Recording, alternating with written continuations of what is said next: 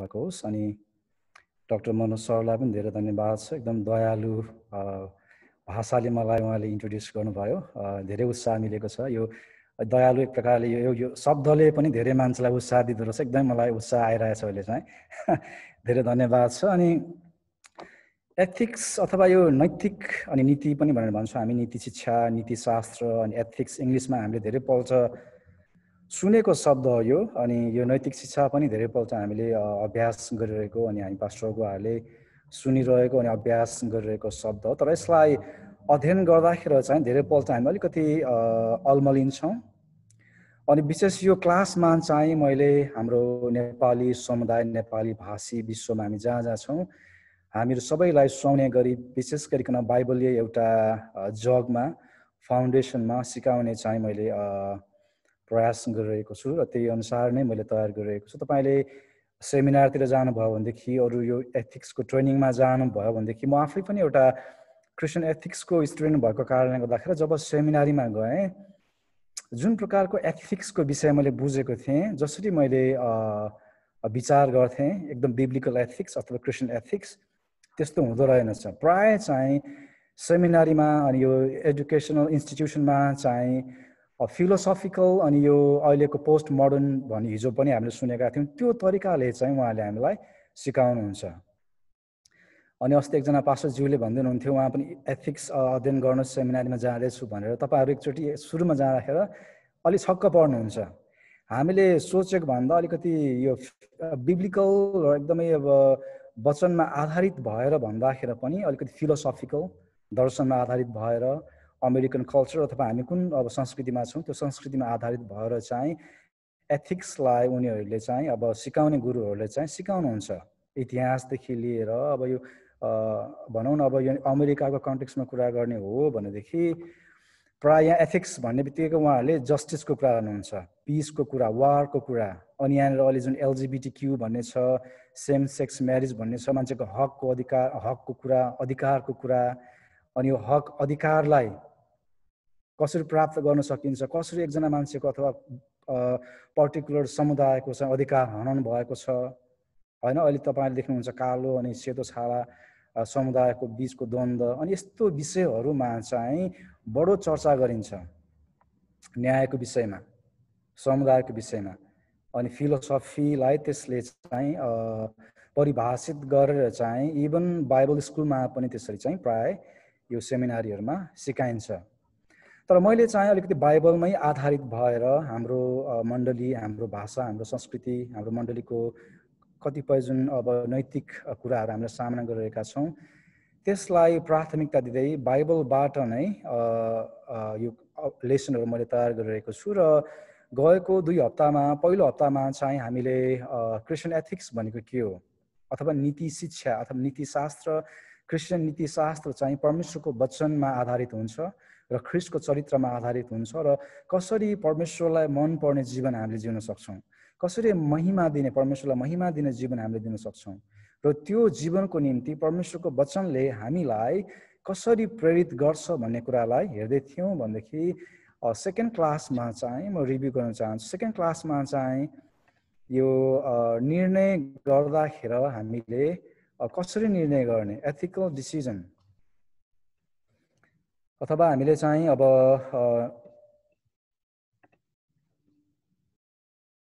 नैतिक कुराहरूमा निर्णय गर्दाखेरि हामीले चाहिँ कसरी निर्णय गर्ने, त कुन कुन कुरालाई हामीले चाहिँ याद गर्ने, कतिपय कुरालाई निर्णय गर्दा भन्ने विषयमा हामीले हेरिरहेका थियौँ। तपाईँसँग म यहाँ स्क्रिन सेयर गर्दैछु। सबैभन्दा पहिला त जति जति हामी ख्रिस्ट येशूको चरित्रमा वृद्धि हुँदै जान्छौँ त्यति हामी नैतिक रूपमा परिपक्व हुँदै बुद्धिमानीपूर्वक हाम्रो जीवनमा, मण्डलीमा, समुदायमा आइपरेका कुराहरूलाई निर्णय गर्न सक्षम हुँदै जान्छौँ।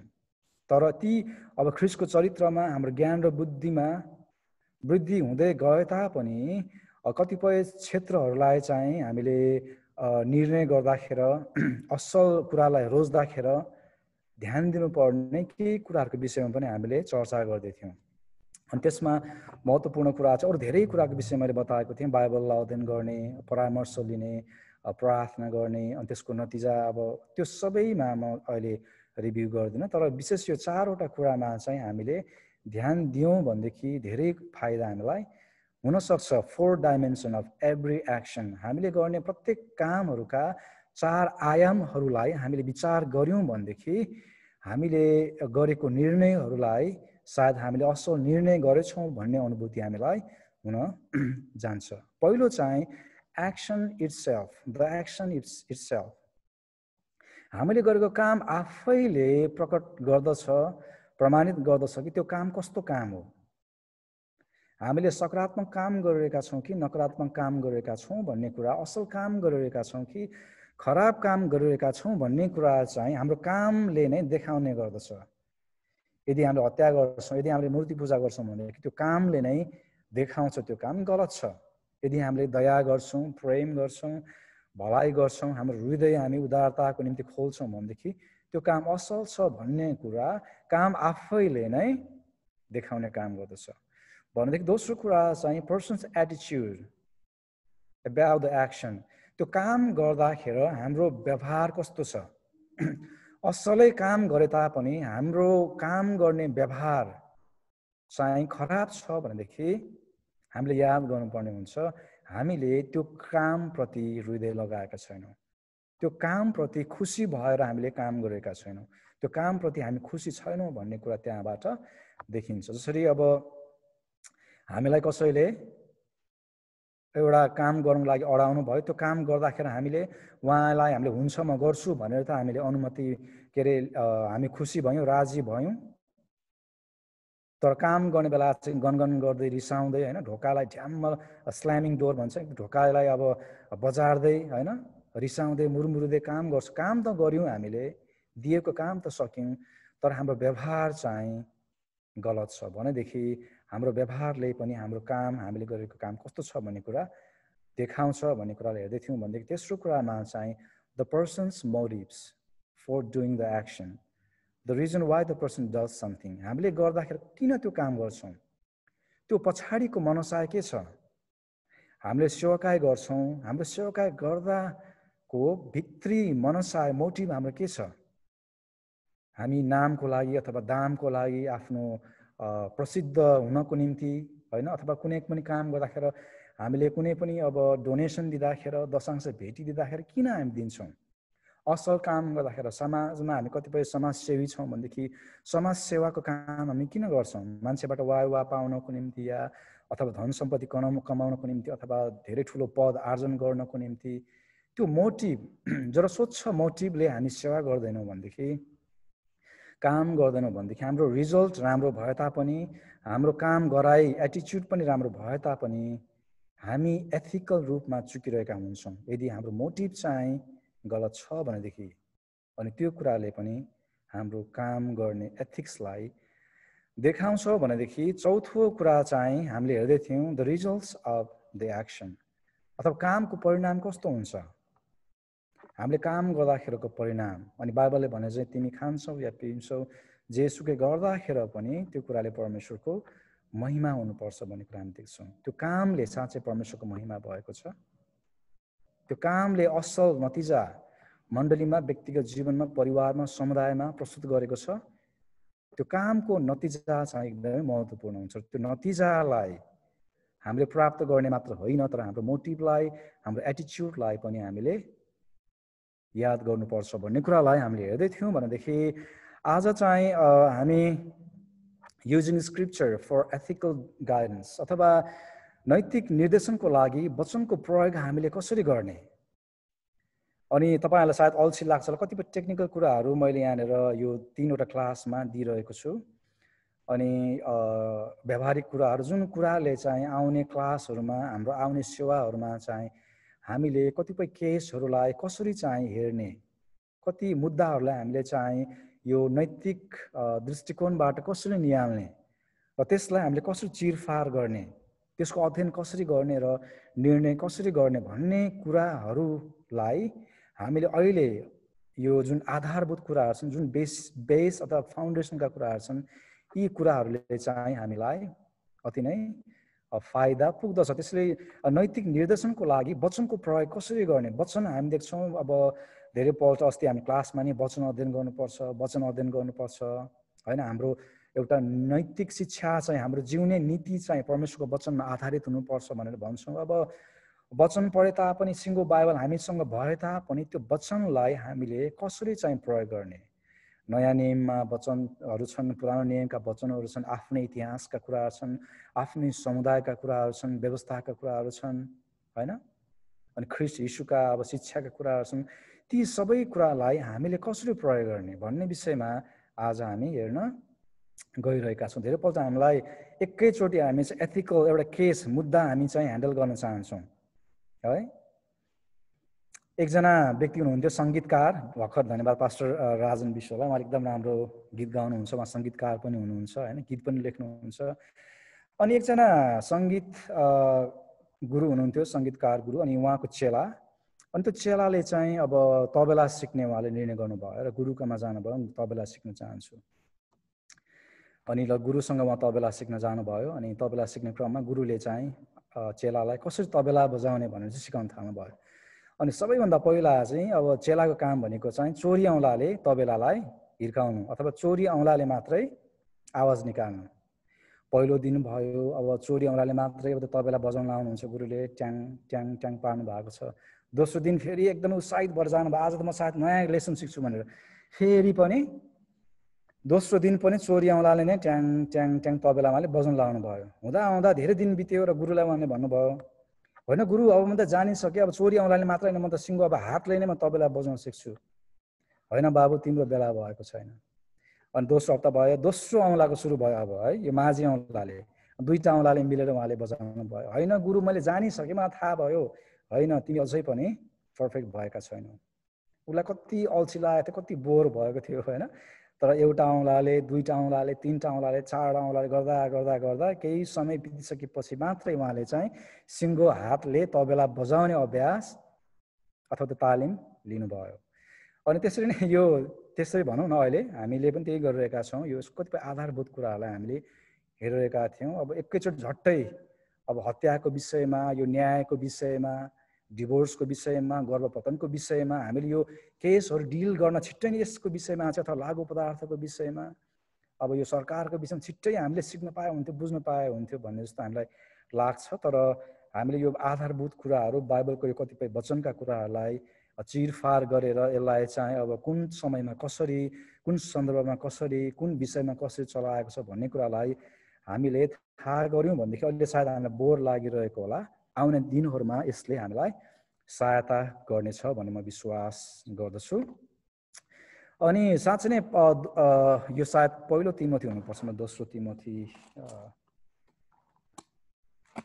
यहाँनिर वचनले हामीलाई भन्छ सम्पूर्ण पवित्र शास्त्र परमेश्वरको प्रेरणाबाट भएको हो, यो सिकाउनलाई, अर्ती दिनलाई, सच्याउनलाई, हजुर दोस्रो तिमोथी नै हो, सच्याउनलाई, धार्मिकतामा तालिम दिनलाई लाभदायक हुन्छ, ताकि परमेश्वरको जन हरेक सुकर्ममा पूर्ण रूपले सुसज्जित भई सिद्ध भएको होस्। भन्नाले अब परमेश्वरको वचन हर तरिकाबाट लाभदायक छ, सिकाउनको निम्ति, अर्ती दिनको निम्ति, मानिसलाई सच्याउनको निम्ति, धार्मिकताको तालिममा हुर्काउनको निम्ति, हर किसिमले चाहिँ परमेश्वरको जनहरूलाई सुकर्ममा पूर्ण रूपले सुसज्जित गर्नको निम्ति लाभदायक छ, ताकि सेवा गर्ने मानिसहरू चाहिँ परिपक्व अनि सिद्ध भएका हुन्। अनि त्यो सबै कुरा चाहिँ परमेश्वरको वचनले हामीलाई गराउँदछ। तर अब बाइबल त ठुलो छ, 66वटा पुस्तक छ यसमा। कुन चाहिँ वचन कसरी अध्ययन गर्ने, कुन चाहिँ वचनले सच्याउने त, कुन चाहिँ वचनलाई हामीले धार्मिकताको तालिमको निम्ति चाहिँ प्रयोग गर्ने त, कुन चाहिँ वचनले सेवकहरूलाई कसरी सुसज्जित गर्ने त भन्ने कुराहरूलाई हामीले सोच्दाखेरि अति नै पजल छ, एकदम दुविधा छ, कुन वचन कसरी प्रयोग गर्ने। धेरैपल्ट पुरानो नियमका व्यवस्थाको कुराहरू हामीले अब पनि प्रयोग गरिरहेका हुन्छौँ, नयाँ नियमका कुराहरू पनि आफ्नै तरिकाले फिलोसफिकल, आफ्नै अब कल्चरल रेलेभेन्सका कुरा अथवा हाम्रो संस्कृतिलाई अब सान्दर्भिक बनाएर हामीले प्रयोग गरिरहेका हुन्छौँ होइन।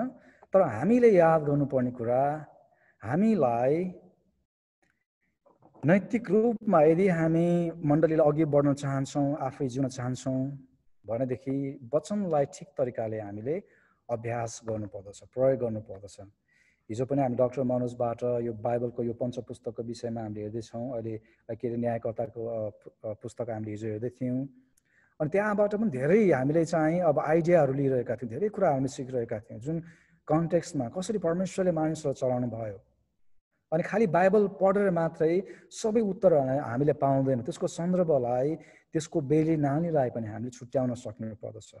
त्यसले गर्दाखेरि अलिकति बाइबलको पृष्ठभूमिलाई म यहाँनिर अहिले चर्चा गर्न जाँदैछु। नयाँ नियम अनि पुरानो नियम, अनि ओल्ड टेस्टामेन्ट अनि न्यू टेस्टामेन्टको विषयमा अलिकति त्यसको ब्याकग्राउन्डलाई अथवा ओभरभ्यूलाई हामीले हेर्छौँ। अलिक सरसर्ती हामीले हेर्दाखेरि हामीले डाक्टर मनोजबाट पनि हामीले हेरिरहेका छौँ बाइबललाई।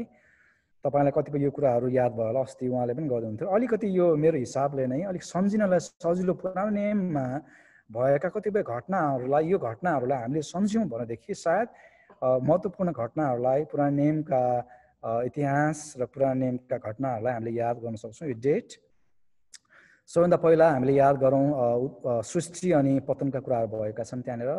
त्यसपछि यो लगभग अब्राहमलाई चाहिँ परमेश्वरले उत्पत्ति 12 अध्यायमा बोलाउनु भएको छ। के अरे अब्राहमलाई परमेश्वरले दिनुभएको बोलावटको विषयमा हामी पढ्न पाउँदछौँ। त्यो चाहिँ लगभग 2000 BC को हाराहारीमा छ, एक्ज्याक्ट डेट होइन, मैले लगभग 2000 BC-मा परमेश्वरले अब्राहमलाई बोलाउनु भएको घटना हामीले पाउँछौँ। त्यसरी नै मोसालाई परमेश्वरले हामीले यो उत्पत्ति प्रस्थानमा पाउँछौँ। यो लगभग 1440 BC-मा मोसालाई परमेश्वरले चाहिँ बोलाउनु भयो। मिश्र देशबाट इजरायलीहरूलाई छुटकारा दिइकन प्रतिज्ञाको देशमा लैजाने घटनाहरू त्यहाँबाट सुरु भएको हामी देख्छौँ। त्यस पश्चात 1000 BC-मा, अराउन्ड 1000 BC-मा डेभिडको राज्यको कुरा हामी त्यहाँ पाउँछौँ। दाउदको राज्यको विषयमा, दाउदको अभिषेकको विषयमा भनेदेखि 586 BC-मा चाहिँ यरुशलेमको पतनको विषयमा, जहाँ चाहिँ बेबिलोनले यरुशलेमलाई पराजित गरेर चाहिँ बन्दुवाईमा लगेको छ, त्यहाँको मन्दिरहरू भत्काएको छ। अनि त्यो घटनालाई हामीले देख्दछौँ। यो 5वटा विशेष डेटहरूलाई 2000 BC, 1440 BC मोसाको, त्यसपछि दाउदको, त्यसपछि यरुशलेमको पतन अनि बन्दुवाईमा गएको कुरालाई हामीले याद गऱ्यौँ भनेदेखि त्यसको कतिपय पुरानो नियमको ओभरभ्यूलाई हामीले चाहिँ याद गर्न सक्छौँ।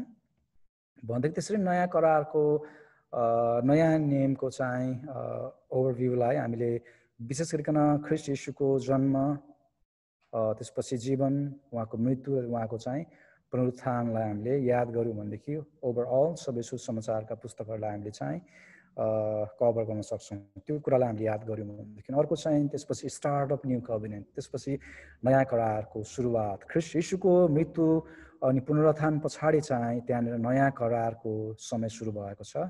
कसरी परमेश्वरले चाहिँ अब परमेश्वरलाई भेट्नको निम्ति चाहिँ अथवा परमेश्वरसँग हामी चाहिँ बातचित गर्नको निम्ति र परमेश्वरसँग फेरि पनि अनन्त जीवन प्रवेश गर्नको निम्ति ख्रीष्ट येशूको मृत्यु र उहाँको पुनरुत्थानले कसरी महत्त्वपूर्ण भूमिका निर्वाह गरेको छ र उहाँको त्यो नयाँ करारलाई हाम्रो जुन सेवा सङ्गतिमा प्रोभोज अनि रोटी भाँच्ने कुराहरू, कचौराबाट पिउने कुराहरूको सुरुवात र उहाँलाई सम्झना गर्ने कुराहरू यहाँबाट हामीले देख्न सक्छौँ। Start of new covenant.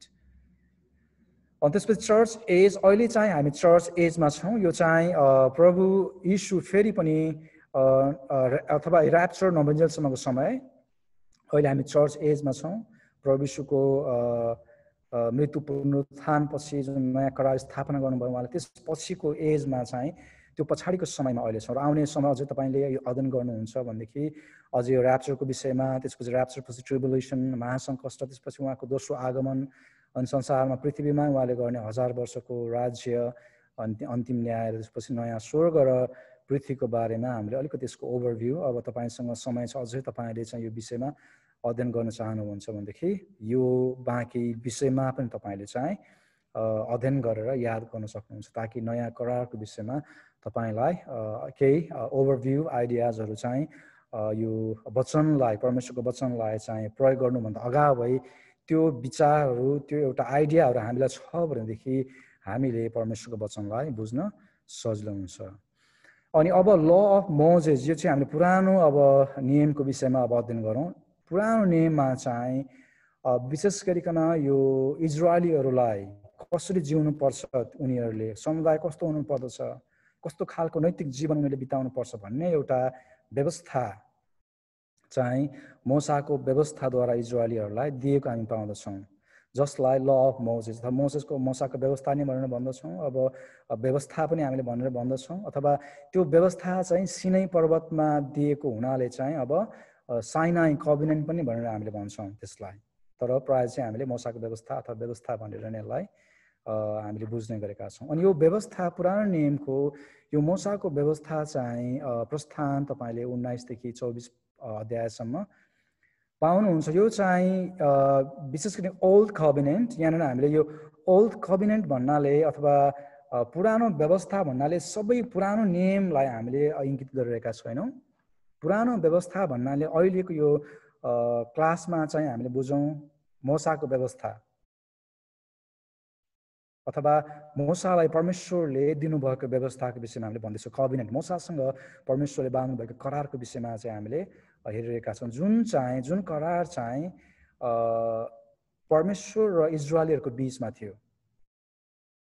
अनि परमेश्वर र इजरायलका मानिसहरूको बिचमा भएको एउटा सम्झौता थियो, जसलाई मध्यस्थ गर्ने काम चाहिँ मोसाले गरेका छन्।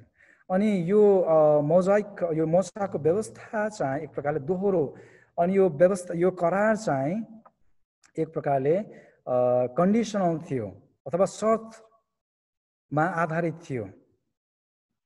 इजरायलका मानिसहरूलाई परमेश्वरले यदि तिमीहरूले मैले भनेको यो कुरा गर्यौ भनेदेखि म तिमीहरूलाई आशिष दिनेछु, यदि यो कुरालाई तिमीले पालन गर्यौ भनेदेखि म तिमीलाई यस्तो ठाउँमा लानेछु। अनि यो करार चाहिँ मोसाद्वारा परमेश्वरले इजरायलीहरूसँग बाँध्नु भएको थियो।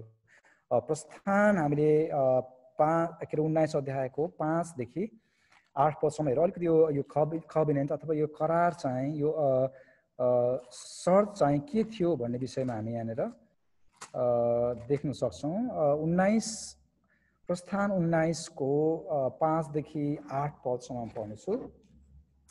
यहाँनिर यसो लेखिएको छ, अब यदि तिमीहरूले मेरा कुरा साँच्चै नै सुन्यौ र मेरो करार पालन गर्यौ भने समस्त जातिहरू मध्ये तिमीहरू चाहिँ मेरो बहुमूल्य निज धन हुनेछ भन्न एकदमै कन्डिसनल छ। यदि मेरो कुरो साँच्चै नै तिमीले मेरो कुरा सुन्यौ र मेरो करार पालन गर्यौ भने म तिमीहरूलाई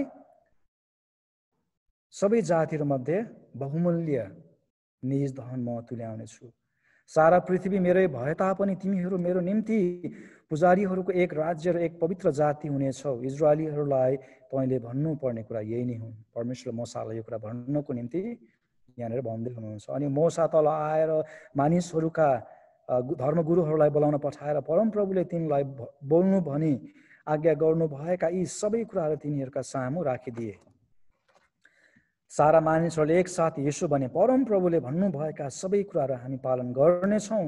तब मोसाले मानिसहरूको जवाफ परमप्रभुलाई सुनाइदिए। अनि यहाँनिर हामी देख्छौँ कि कन्डिसन परमेश्वरले शर्त राख्नु भएको छ। अनि यहाँ चाहिँ इजरायली अथवा ती मानिसहरूको बिचमा परमेश्वर शर्त कायम गर्नुभएको छ, यदि यो कुराहरू तिमीहरूले गर्यौ भनेदेखि म तिमीहरूलाई आशिष दिनेछु, म तिमीहरूलाई सबै जातिको बिचबाट।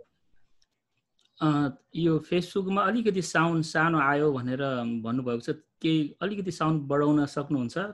ए हजुर, एकछिन है त म ट्राई गर्छु।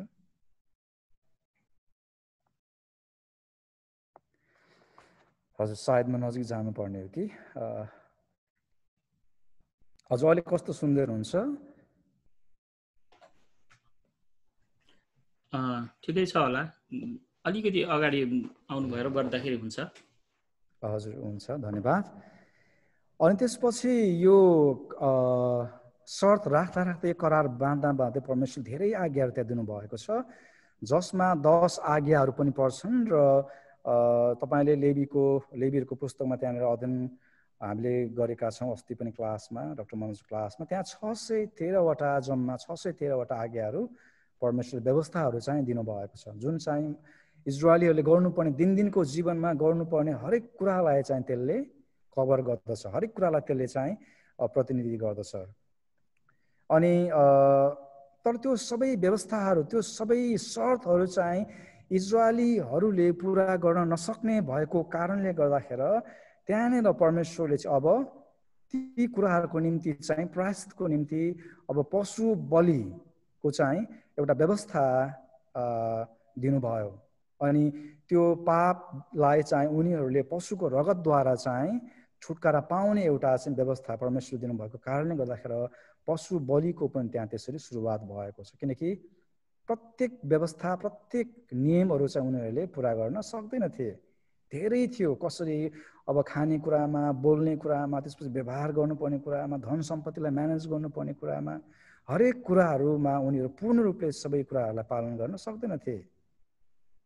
तर यो जुन पशु बलि चाहिँ एक प्रकारले टेम्पोररी मात्र थियो, सधैँको लागि थिएन भन्ने कुरालाई हामीले पछि बुझ्छौँ। अनि अर्को चाहिँ यो व्यवस्थाहरूमा हामीले याद गर्नुपर्ने कुरा यो सेरेमोनियल ल, त्यसपछि सिभिल ल अनि मोरल लजको विषयमा हामीले सुन्दै आएका छौँ। यो हामीले चाहिँ यो शब्दहरूलाई हामीले सुन्दै आइरहेका थियौँ। अनि यो जुन थियोलोजियन्सहरूले अनि त्यसपछि प्रभुका दासहरूले चाहिँ यो जुन दिएका व्यवस्थाहरूलाई चाहिँ उहाँहरूले यसरी चाहिँ 3वटा भागमा चाहिँ बाँड्नुभयो। एउटा औपचारिक व्यवस्था, नागरिक व्यवस्था र त्यसपछि अब नैतिक व्यवस्था भनेर चाहिँ बाँड्नु भएको छ। तर यो सबै व्यवस्थालाई अहिलेको अवस्थामा चाहिँ हामीले कसरी प्रयोग गर्ने भन्ने विषयमा हामी चर्चा गर्छौँ। तर त्योभन्दा अगाडि चाहिँ सेरेमोनियल ल, यो औपचारिक व्यवस्था के हो, त्यसपछि नागरिक व्यवस्था के हो, त्यसपछि यो नैतिक व्यवस्था के हो भन्ने कुरालाई हामीले अलिकति चर्चा गर्नेछौँ। अनि यो औपचारिक व्यवस्था सेरेमोनियल ल भन्नाले चाहिँ अब परमेश्वरले मोसाद्वारा इजरायलीहरूलाई धेरै आज्ञा दिनुभएको थियो, एकदम डिटेल आज्ञाहरू त्यहाँ थियो, डिटेल व्यवस्थाहरू त्यहाँ थियो। त्यो व्यवस्थाहरू मध्येमा सेरेमोनियल ल चाहिँ इजरायलीहरूले परमेश्वरलाई आराधना गर्दाखेरि कुन विधि अपनाउने, कसरी गर्ने भन्ने कुराहरूसँग चाहिँ सम्बन्धित थियो। जसरी अब बलिदान दिने कुराहरूमा कस्तो खालको पशु बलिदान दिने, कसरी दिने, कहिले दिने, कसले दिने, अनि त्यसपछि अब एउटा प्युरिटीको कुराहरू छन् त्यहाँनिर। अब शुद्ध हुनुपर्ने कुराहरू, अब कुनै मानिसले लास छोयो भनेदेखि अथवा नछुनु पर्ने अब पशुहरू छोयो भनेदेखि होइन, ऊ अब उसको शरीरमा घाउहरू भयो भनेदेखि, चोटपटक लाग्यो भनेदेखि ऊ अशुद्ध भएको छ भनेदेखि त्यसलाई कसरी चोख्याउने त्यो विधि दिनुभएको छ। त्यसपछि विभिन्न प्रकारको चाडहरू होइन, हामीले देख्छौँ यो छाप्रोबासको चाड, निस्तार चाड, अब तुरैको चाड, हरेक चाडहरू त्यहाँ छन्।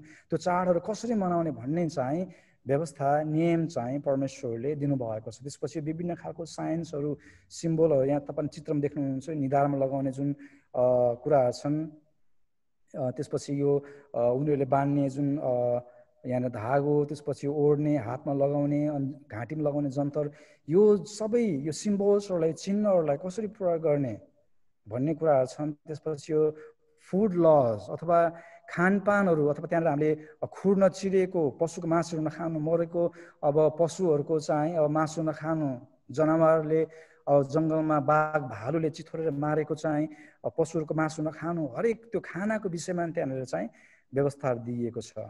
तर यो सबै सेरेमोनियल लजहरू चाहिँ ख्रिस्ट येशूको मृत्यु र पुनरुत्थान पछाडि खारेज भएको छ भनेदेखि हामीले याद गर्नुपर्ने कुरा। तर त्यो कुरा ख्रिस्ट येशूको मृत्यु र पुनरुत्थान पश्चात खारेज भए तापनि यसका कतिपय सिद्धान्तहरूलाई अथवा परमेश्वरलाई आदर दिने कुरा, परमेश्वरलाई प्रेम गर्ने कुरा, परमेश्वरलाई कसरी चाहिँ हामीले आराधना गर्न सक्छौँ भन्ने सिद्धान्त चाहिँ हामीले यो सेरेमोनियल लबाट चाहिँ लिन सक्छौँ। अहिले पनि यसलाई जस्ताको तस्तै हामीले अभ्यास नगरे तापनि यसले भन्नु खोजेको कुरा चाहिँ हामीले परमेश्वरलाई प्रेम गर्नुपर्छ र परमेश्वरकै हामीले आराधना गर्नुपर्छ। र परमेश्वरको आराधना गर्दाखेरि, परमेश्वरलाई प्रेम गर्दाखेरि हामी कसरी सचेत रहनुपर्छ भन्ने प्रिन्सिपल्स चाहिँ, सिद्धान्त चाहिँ यो औपचारिक व्यवस्थाबाट हामीले लिन सक्छौँ। भनेदेखि नागरिक व्यवस्था चाहिँ इजरायलको मानिसहरूको दैनिक जिम्मेवारीको विषयमा, ड्युटीको विषयमा यसले चाहिँ कुरा गर्दछ। हामीले यो व्यवस्था 24 अध्यायको मा देख्छौँ, त्यहाँ इजरायलीले के गर्नुपर्ने कुरा होइन। अनि त्यो बेलाको समुदाय भिन्नै थियो अहिलेको समुदायभन्दा। त्यो बेलाको इजरायलको समुदाय, इजरायल देश नै भिन्नै थियो, जसले गर्दाखेरि त्यो बेलामा इजरायलीहरूको समुदायले अभ्यास गरेको जुन नागरिक व्यवस्थालाई अहिले हामीले अभ्यास गर्न सक्दैन। किनभने आज हाम्रो संस्कृति फरक छ, भाषा फरक छ, अनि त्यसले गर्दाखेरि पनि त्यो नागरिक व्यवस्थालाई जस्ताको तस्तै हामीले अहिले अभ्यास गर्न सक्दैन। तर त्यसको जुन सिद्धान्तलाई भने हामीले हाम्रो दैनिक जीवनलाई कसरी चाहिँ हाम्रो आचारलाई, हाम्रो विचारलाई, हाम्रो नैतिक जीवनलाई कसरी चाहिँ हामीले चलाउनु पर्ने रहेछ भन्ने कुराको एउटा ज्ञान चाहिँ त्यहाँबाट लिन सक्छौँ। अनि त्यो बेलाको यो नागरिक व्यवस्थाले चाहिँ प्रोपर्टी सम्बन्धी, धन सम्पत्ति, मानिससँग भएको जायज जेथालाई कसरी परिचालन गर्ने, सबाटिकल इयर है, अनि जुबिली, अनि कसरी चाहिँ अब यद्यपि अब हामीले खेतीपाती गर्ने, अब खेतहरूलाई पनि, त्यसपछि बारीहरूलाई पनि कसरी चाहिँ अब हामीले बाँझो छोड्ने होइन, 7 वर्ष काम गरिसकेपछि, अनि जुबिली इयर, अब त्यसपछि 50औं वर्षमा के गर्ने, त्यो सबै विधानहरू त्यहाँनिर उल्लेख गरिएको छ। अनि त्यसपछि अब दासहरूको विषयमा कसरी दास राख्ने, दासलाई कसरी स्वतन्त्र बनाउने, ऋण लिएको छ भनेदेखि त्यसपछि अब कुनै धन सम्पत्तिको मालिक छ भने धन सम्पत्तिलाई कसरी परिचालन गर्ने, ऋण तिर्न नसक्दा के गर्ने होइन, अथवा कसरी चाहिँ ऋण दिने, कसरी ऋण लिने, त्यो सबै कुराको व्यवस्था यहाँनिर उल्लेख गरिएको छ। त्यसपछि विवाहको विषयमा, छोडपत्रको बारेमा होइन, त्यसपछि यो शपथ खाने कुराहरूमा, अनि यो कन्ट्र्याक्ट होइन, त्यसपछि अब गर्ने कुराहरूमा यो सबै एकदमै डिटेल नीतिहरू त्यहाँनिर उल्लेख गरिएको छ। अनि विशेष गरी तपाईँले यो बेलामा यो सिभिल लजमा चाहिँ तपाईँले हेर्नुहुन्छ, विशेष गरी यो समयमा इजरायलीहरूलाई छोडपत्र यदि कसरी लेखेर आफ्नो श्रीमान वा श्रीमानले श्रीमतीलाई अब छोड्न चाह्यो भनेदेखि अब उनीहरू खुसी रहन् भनेदेखि चाहिँ छोडपत्र, त्यागपत्र लेखेर चाहिँ दिएर श्रीमतीले छाड्न पाउने व्यवस्था पनि त्यहाँ छ पुरानो नियम अनुसार। तर अहिले त हामीले त्यो त गर्दैनौँ। त्यसले गर्दाखेरि यसको सिद्धान्त, हाम्रो जीवन कसरी चाहिँ दैनिक जीवन जिउने भन्ने सिद्धान्तलाई हामीले लिए तापनि यो व्यवस्थालाई, नागरिक व्यवस्थालाई अहिलेको हाम्रो भिन्न भिन्नै देश, भिन्न भिन्नै अब ठाउँमा रहेर हामीले अभ्यास गर्दाखेरि चाहिँ अब कानुनको नीति नियमलाई, सरकारको नीति नियमलाई पनि हामीले पालन गर्नुपर्ने अवस्थाले गर्दाखेरि यो सिभिल ललाई अथवा नागरिक व्यवस्थालाई पुरानो नियमबाट अथवा मूसाको व्यवस्थाबाट जस्ताको तस्तै हामीले अभ्यास गर्दैनौँ, तर यसको सिद्धान्तलाई भने हामीले अभ्यास गर्छौँ। अनि अर्को चाहिँ नैतिक व्यवस्था, मोरल ल। अनि इजरायलीहरूलाई परमेश्वरले यहाँनिर एउटा नैतिक व्यवस्था दिनुभएको थियो। हाम्रो जुन इजरायलीको दैनिक जीवनमा उनीहरू कसरी जिउनुपर्छ, उनीहरूको व्यवहार, नैतिक व्यवहार कस्तो हुनुपर्दछ, उनीहरूले निर्णय गर्दाखेरि उनीहरूको निर्णय कस्तो खालको नीतिसँग, कस्तो खालको विचारसँग आबद्ध हुनुपर्ने हुन्छ भन्ने चाहिँ एउटा आज्ञा दिनुभएको छ। जुन आज्ञा चाहिँ तपाईले देख्नुहुन्छ यो 10 आज्ञामा हामीले यहाँनिर पाउँदछौँ। अनि यहाँनिर उदाहरणको लागि तैँले चोरी गर्नु हुँदैन, तैँले व्यभिचार गर्नु हुँदैन, अनि तैँले हत्या गर्नु हुँदैन, झुटो बोल्नु हुँदैन, तैँले चाहिँ अब सरकारको विरुद्धमा अथवा कसैको डाहा गर्नु हुँदैन, विद्रोह गर्नु हुँदैन भन्ने कुरा चाहिँ यहाँनिर उल्लेख गरिएको छ। यो जुन नैतिक व्यवस्था चाहिँ सधैँको लागि सबैलाई यो चाहिँ फेरि के छ भनेदेखि एप्लाई हुन्छ। यो अहिले पनि हामीले चाहिँ अभ्यास गर्नुपर्ने हुन्छ। यो चाहिँ किनकि परमेश्वरले दिनुभएको एउटा सिधै परमेश्वर दिनुभएको चाहिँ आज्ञा भएको कारणले गर्दाखेरि यो नीति चाहिँ मूसाको जुन व्यवस्थामा हामीले अरू सेरेमोनियल र सिभिल लजलाई हामीले पालन नगरे तापनि पुरानो नियमबाट, पुरानो करारलाई चाहिँ यो 10 आज्ञाको व्यवस्थालाई चाहिँ हामीले अहिले पनि अभ्यास गर्छौँ। तर हामीले याद गर्नुपर्ने कुरा, अहिलेको अवस्थामा यो 10 आज्ञालाई हामीले पालन गर्दाखेरि मुक्ति पाउनको निम्ति, उद्धार पाउनको निम्ति हामीले यो आज्ञालाई पालन गर्दैनौँ। उद्धार अनि मुक्ति दिने त ख्रीष्ट येशू हुनुहुन्छ। उहाँको रगतले गर्दाखेरि, उहाँको बलिदानले गर्दाखेरि हामीले मुक्ति अनि उद्धार पाएका छौँ। हाम्रो विश्वासद्वारा हैन, परमेश्वरको अनुग्रहबाट हामीले उद्धार पाएका छौँ। तर यो काम चाहिँ हामीले, यो आज्ञाहरू चाहिँ हामीले परमेश्वरलाई खुसी बनाउनको निम्ति, यो नैतिक जुन व्यवहारहरू गर्छौँ हामीले, त्यसको लागि हामीले चाहिँ अभ्यास गर्छौँ, मुक्ति पाउनको लागि होइन भन्ने कुराहरू चाहिँ हामीले यहाँनिर देख्न सक्छौँ। अनि अब आयो यो पुरानो करारको कुराहरू चाहिँ यो भयो भनेदेखि, पुरानो नियमका भनेदेखि नयाँ करारको कुरा। नयाँ करार चाहिँ हामीले देख्छौँ ख्रीष्ट येशूको मृत्यु र पुनरुत्थान पश्चात सुरु भएको छ। यो चाहिँ परमेश्वर र अहिले भएका मानिसहरूको बीचमा स्थापित गरिएको करार हो, न्यू कभिनेन्ट। अनि यो कभिनेन्ट अथवा यो नयाँ करार भनेको चाहिँ अब ख्रीष्ट येशूद्वारा सिधै हामी परमेश्वर कहाँ जान सक्छौँ। नयाँ करारको अर्थ चाहिँ अब परमेश्वरलाई भेट्नको निम्ति, परमेश्वरलाई जानको निम्ति हामीले यो पुरानो करारलाई, मूसाको सबै व्यवस्थालाई पालन गर्न जरुरी छैन भन्ने कुरालाई हामीले यहाँनिर देख्छौँ। तर सिधै ख्रीष्ट येशूलाई विश्वास गरेर परमेश्वरको अनुग्रहद्वारा हाम्रो विश्वासबाट हामी परमेश्वरलाई भेट्न सक्छौँ अथवा हामीले अनन्त जीवन पाउन सक्छौँ भन्ने हो नयाँ करार चाहिँ। अनि यो पुरानो करार जति पनि समस्याहरू थियो, मानिसहरूको यो बलिदान दिनुपर्ने कुराहरू, व्यवस्थाका कुराहरू, त्यो सबै कुरा चाहिँ ख्रीष्ट येशूले मध्यस्थ गरिकन त्यो सबै कुरालाई हाम्रो साटोमा चाहिँ पुरा गरिदिनु भएको छ। अनि यो करार चाहिँ एक प्रकारले अनकन्डिसनल छ। हेर्नुहोस्, त्यहाँ परमेश्वरले कुनै पनि शर्त राख्नु भएको छैन। Love and forgiveness is unconditional. अनि त्यसपछि हाम्रो मुक्ति चाहिँ हाम्रो काममा, व्यवस्थामा आधारित होइन भन्ने कुरालाई हामीले यहाँनिर देख्न पाउँदछौँ। परमेश्वरले तिमीले यसो गर्यो भनेदेखि म यसो गरिदिनेछु भन्ने शर्त राख्नु भएको छैन। तर ख्रीष्ट येशूमा हामीले विश्वास गरेका छौँ भनेदेखि यो नयाँ करारमा चाहिँ कुनै पनि भनौँ न त्यो मूसाले दिनुभएको व्यवस्थालाई पालन नगरिकन विश्वासद्वारा परमेश्वरलाई हामीले भेट्न सक्छौँ भन्ने कुरालाई हामीले यहाँनिर देख्न सक्छौँ। अब त्यसको अर्थ चाहिँ अब नयाँ नियममा आइसकेपछि मूसाको आज्ञा, हामीले भने 10 आज्ञाभन्दा बाहेक मूसाको अरू जति पनि यो सिभिल अनि सेरेमोनियल व्यवस्थाहरू छन् उनीहरू चाहिँ खारेज भइएको छ। ख्रीष्टको मृत्यु पश्चात, ख्रीष्टको पुनरुत्थान पछि चाहिँ त्यो व्यवस्थाहरू खारेज भएको छ। अनि यहाँनिर हामी देख्छौँ हिब्रू 10:16 अनि यर्मिया 31:33 परमप्रभु भन्नुहुन्छ, ती दिन पछि म इजरायलको घरानासँग यो करार बाँध्नेछु, तिनीहरूका मनमा मेरो व्यवस्था राखिदिनेछु र तिनीहरूका हृदयमा यो लेखिदिनेछु र म तिनीहरूका परमेश्वर हुनेछु र तिनीहरू मेरो प्रजा हुनेछन्। अब चाहिँ यहाँनिर देख्छु नयाँ करारको कुरा यहाँ गरिएको छ। म तिनीहरूसँग अथवा इजरायलको घरानासँग नयाँ करार बाँध्नेछु।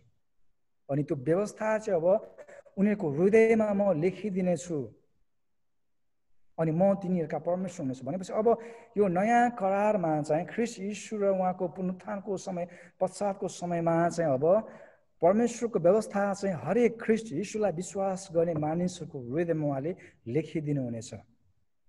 अनि त्यो कुरा हामी देख्छौँ। त्यसपछि यो लुकामा, त्यसपछि पहिलो कोरिन्थी 11:25 हामी देख्छौँ भने ख्रीष्ट येशूले भन्नुभएको यहाँ कुरालाई उद्धृत गरेको हामी पाउँछौँ। ख्रीष्ट येशूले यो भन्नुभयो कि यो कचौरा तिमीहरूको निम्ति बगाइएको मेरो रगतमा स्थापित गरिने नयाँ करार हो। हेर्नुहोस् त, नयाँ करारको विषयमा। अनि किनभने नयाँ करारको मेरो रगत हो, किनभने यो नयाँ करारको रगत हो जो धेरैको निम्ति पापको प्रायश्चितको लागि बगाइन्छ। अब नयाँ करारमा चाहिँ ख्रीष्ट येशूले सबैको पापको प्रायश्चितको निम्ति एकैचोटि उहाँले बगाउनु भएको छ। अनि त्यो नयाँ करार चाहिँ ख्रीष्ट येशूको रगतद्वारा चाहिँ अब स्थापित भएको हामी देख्दछौँ। त्यसैले गर्दाखेरि अब अहिलेको विश्वासीहरूले यो करार चाहिँ अब परमेश्वर र इजरायलको बिचमा नभइकन यो नयाँ करारको यो जुन नयाँ नियमको करार चाहिँ परमेश्वर र हामी विश्वास गर्ने सबैजनासँग परमेश्वरले बाँध्नु भयो। त्यसले गर्दाखेरि अब पुरानो नियमको यो कतिपय यो पुरानो यो सेक्रिफाइसले बलिदान दिने कुरालाई हामीले अहिले अभ्यास गर्नु पर्दैन, हामी अभ्यास गर्दैनौँ। अहिलेको हामीले अभ्यास गर्ने भनेको जिउँदो बलिदानको विषयमा हाम्रो आफ्नो जीवनलाई नै, हाम्रो आफ्नो चालचलनलाई नै, हाम्रो आफ्नो नैतिक एउटा भनौँ न अब विचार र व्यवहारलाई नै जिउँदो बलिको रूपमा परमेश्वरमा हामी आफैलाई अर्पण गर्दछौँ।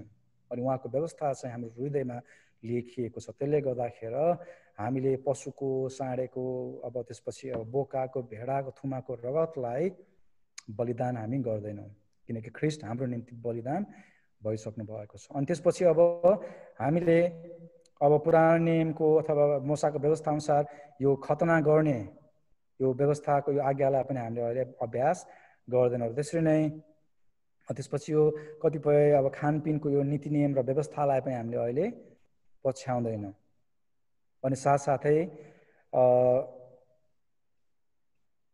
क्रिस्चियनहरूले जुन अहिले यो सब्बात अनि फेस्टिभलको कुरा, सब्बातको विषयमा हामीले अहिले चर्चा गर्नेछौँ। किन सब्बातलाई पनि हामीले शनिबारको दिन नै विश्राम लिने हामीले काम किन गर्दैनौँ? किनकि सङ्गति अहिले कसैको आइतबार हुन्छ, कसैको अब सोमबार हुन्छ, कसैको शुक्रबार हुन्छ होइन।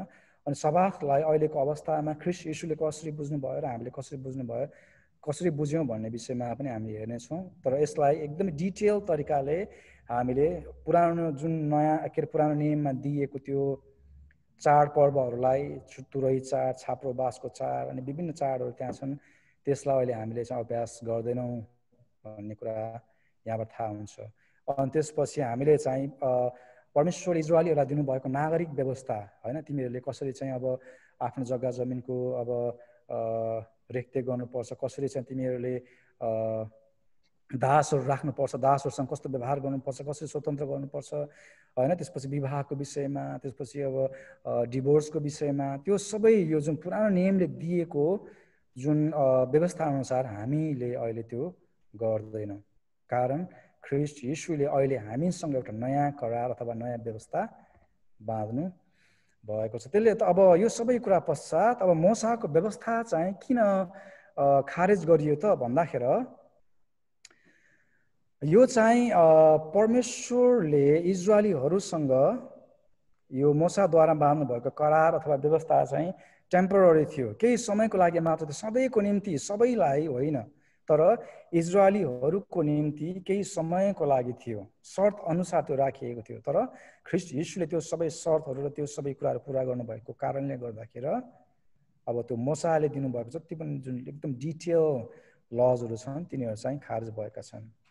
अनि अर्को चाहिँ मोसाको व्यवस्था खारेज भयो किनकि अब त्यो सबै व्यवस्था चाहिँ ख्रीष्ट यीशुले पुरा गरिदिनु भएको छ, त्यसले गर्दाखेरि पनि मोसाको व्यवस्था खारेज भएको छ। अनि अर्को कुरो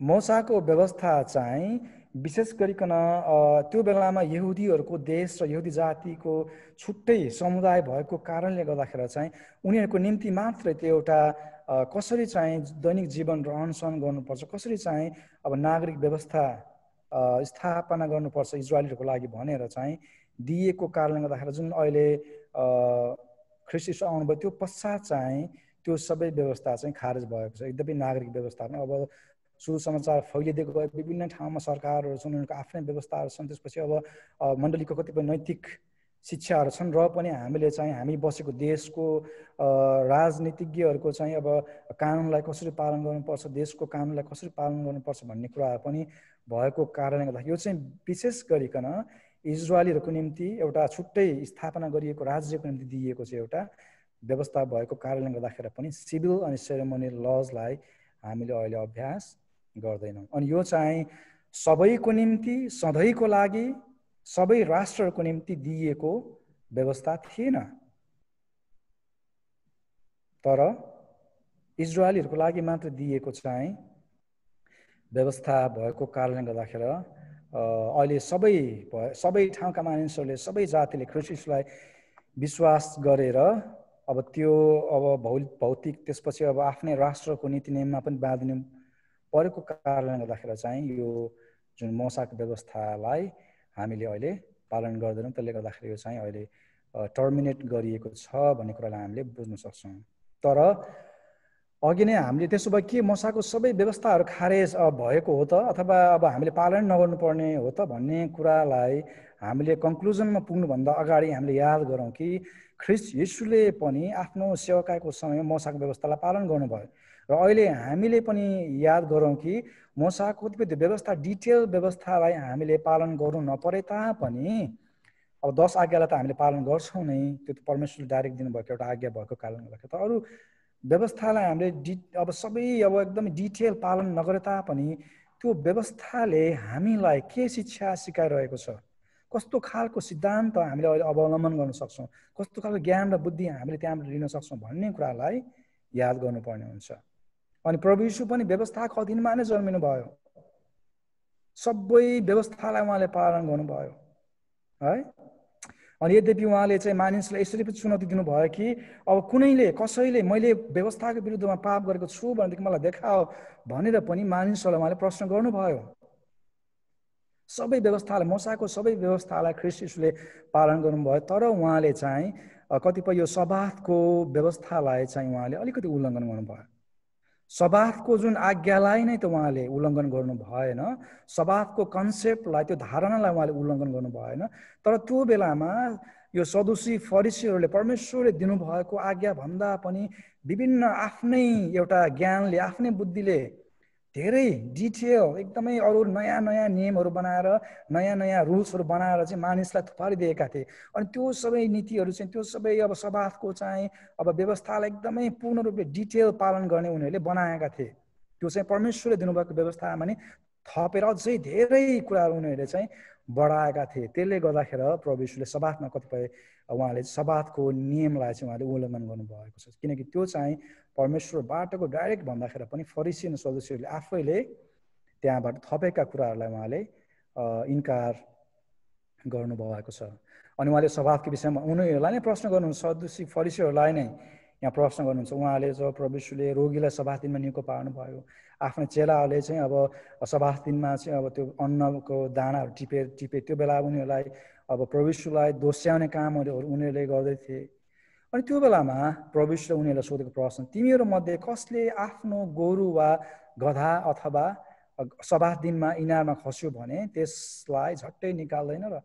अझ यो नयाँ संस्करण बाइबलमा यो एनआइभी बाइबल हुनुपर्छ, त्यहाँ चाहिँ अब चाइल्ड भन्ने शब्द पनि प्रयोग गरे। यदि तिम्रो सबात दिनमा तिम्रो बालबच्चाहरू तिम्रो गोरु वा गधा इनारमा खस्यो भनेदेखि तिमीहरूले झट्टै गरेर निकाल्दैनौ र भन्ने प्रश्न गर्दाखेरि कसैले पनि प्रश्नको जवाफ दिन सक्दैनन्।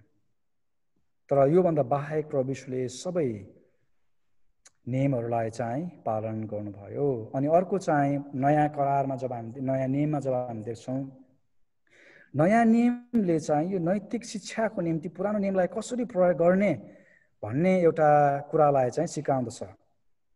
अनि त्यो कुरालाई चाहिँ प्रभु यीशुले आफ्नो चेलाहरूलाई पनि सिकाउनु भयो। अनि सबातको विषयमा नै कुरा गर्दाखेरि पुरानो नियमको कुरालाई उहाँले व्यवस्थाको कुरालाई धेरैपल्ट उहाँले कोट गर्नुभएको छ र त्यो कुराहरूद्वारा नै अब नयाँ प्रकाश नयाँ करारको विषयमा उहाँले चाहिँ बताउनु भएको छ। तिनीहरूलाई उहाँले भन्नुभयो, सबात दिन मानिसको लागि बनेको हो या मानिस सबात दिनको निम्ति अथवा कसको लागि को बनेको है भन्ने त्यो एकदमै यो एकदमै नैतिक यो एथिक्स भन्ने कुरा चाहिँ यहाँबाट आउँछ। हु इज इम्पोर्टेन्ट? मान्छे चाहिँ अब इम्पोर्टेन्ट हो कि सबात दिन चाहिँ इम्पोर्टेन्ट हो? मानिसको लागि चाहिँ सबात दिन बनेको हो कि मानिस चाहिँ सबात दिनको लागि बनेको है? अनि त्यो सिद्धान्तलाई हामी हेर्दाखेरि अब खानको लागि हामी जन्मेका छौँ कि हामी बाँच्नको लागि खान्छौँ? धेरैपल्ट चाहिँ हामी अब खानको लागि नै जन्मेको जस्तो गरेर हामी खाएर अब एक प्रकारले अब एकदम अनहेल्दी तरिकाले चाहिँ हामीले अब खानालाई मिसयुज गरिरहेका हुन्छौँ। अब दिनमा हामीलाई 2000 क्यालोरी भयो हुन्छ, हामी चाहिँ अब 5-6 हजार क्यालोरी नै हामी खाइरहेका हुन्छौँ भनेदेखि हामी खानको लागि नै जन्मेका जस्तो भयो। अथवा खाना चाहिँ बाँच्नको लागि हो, हामी बाँचेको चाहिँ खानको लागि होइन भने जसरी नै सबात दिन चाहिँ मानिसको लागि हो, मानिस चाहिँ सबात दिनको लागि होइन। अनि यो जुन मन्दिर अथवा सभाघरको विषयमा नै उहाँले चाहिँ फेरि स्पष्ट गर्नुहुन्छ। यसो लेखिएको छ, मेरो घर चाहिँ प्रार्थनाको घर कहराने छ, तर तिमीहरूले चाहिँ यसलाई डाकुहरूको अड्डा बनाएका छौ।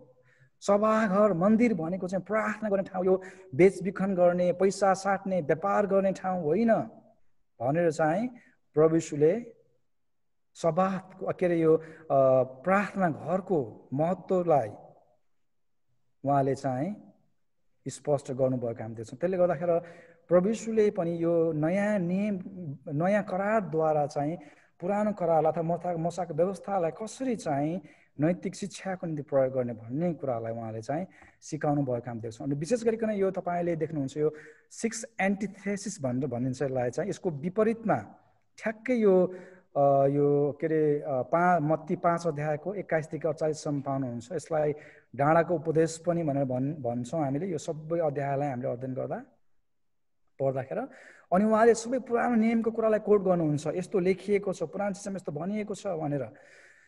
अनि उहाँले चाहिँ ती सबै कुराबाट व्यवस्थाद्वारा अब नयाँ करार नयाँ पुरानो करारलाई हामीले नयाँ करारबाट अथवा प्रभु यीशुको जुन शिक्षाबाट उहाँले दिनुभएको नयाँ करारबाट चाहिँ हामी कसरी बुझ्ने भन्ने एउटा पुरानो करार पुरानो नियमको शिक्षाको गलत बुझाइ र गलत व्याख्यालाई उहाँले चाहिँ सच्याएर व्यवस्थाको सही अर्थ खुलाउनु भएको छ। धेरैपल्ट हाम्रो मण्डलीहरूमा पनि हाम्रो समुदायमा पनि यो पुरानो करारका पुरानो मोसाको व्यवस्थालाई लिएर चाहिँ मण्डलीमा वाद विवाद हामीले गर्दछौँ। अनि त्यो बेलामा एक्ज्याक्टली अब अझ हाम्रो यो समयभन्दा त्यो बेलाको समयमा झन् धेरै समस्या थियो व्यवस्थालाई लिएर। अब मण्डलीमा कसरी के गर्ने भन्ने विषयमा र प्रभु यीशु स्वयंले पनि उहाँ अब आइसक्नु भएपछि पनि यो विषयमा मानिसहरूले अब स्ट्रगल गरेको देख्दाखेरि उहाँले चाहिँ एउटा पुरानो नियमको जुन एउटा शिक्षालाई चाहिँ मानिसले गलत तरिकाले बुझेको कारणले गर्दाखेरि सदुसी अनि फरिसीले पनि त्यसलाई एकदम थपेर एकदम बढाएर मान्छेहरूले बोक्नै नसक्ने भार, बोक्नै नसक्ने जुवा भिडाएको कारणले गर्दाखेरि चाहिँ पुरानो नियमको शिक्षालाई उनीहरूले गलत बुझेको कारणले गर्दाखेरि गलत व्याख्या गरेको कारणले गर्दाखेरि चाहिँ सच्याएर एउटा नयाँ अथवा स्पष्ट पार्नु भएको छ। अनि यहाँ देख्छौँ पुरानो नियममा तिमीले सुनेका छौ होइन, प्राचीन कालमा तिमीले सुनेका छौ तिमीहरूले मर्डर नगर, हत्या नगर, तर उहाँले भन्नुहुन्छ तर म भन्छु तिमीहरूले आफ्नो भाइलाई घृणा नगर। अनि यो हत्या भन्ने कुरा कहाँबाट सुरु हुन्छ भन्दाखेरि घृणाबाट सुरु हुन्छ। त्यसले गर्दाखेरि तिमीले हत्या गर्नुभन्दा अगाडि हत्या नगर भनेर भनिएको छ, तर म तिमीलाई के भन्छु घृणा नगर, घृणै पनि नगर।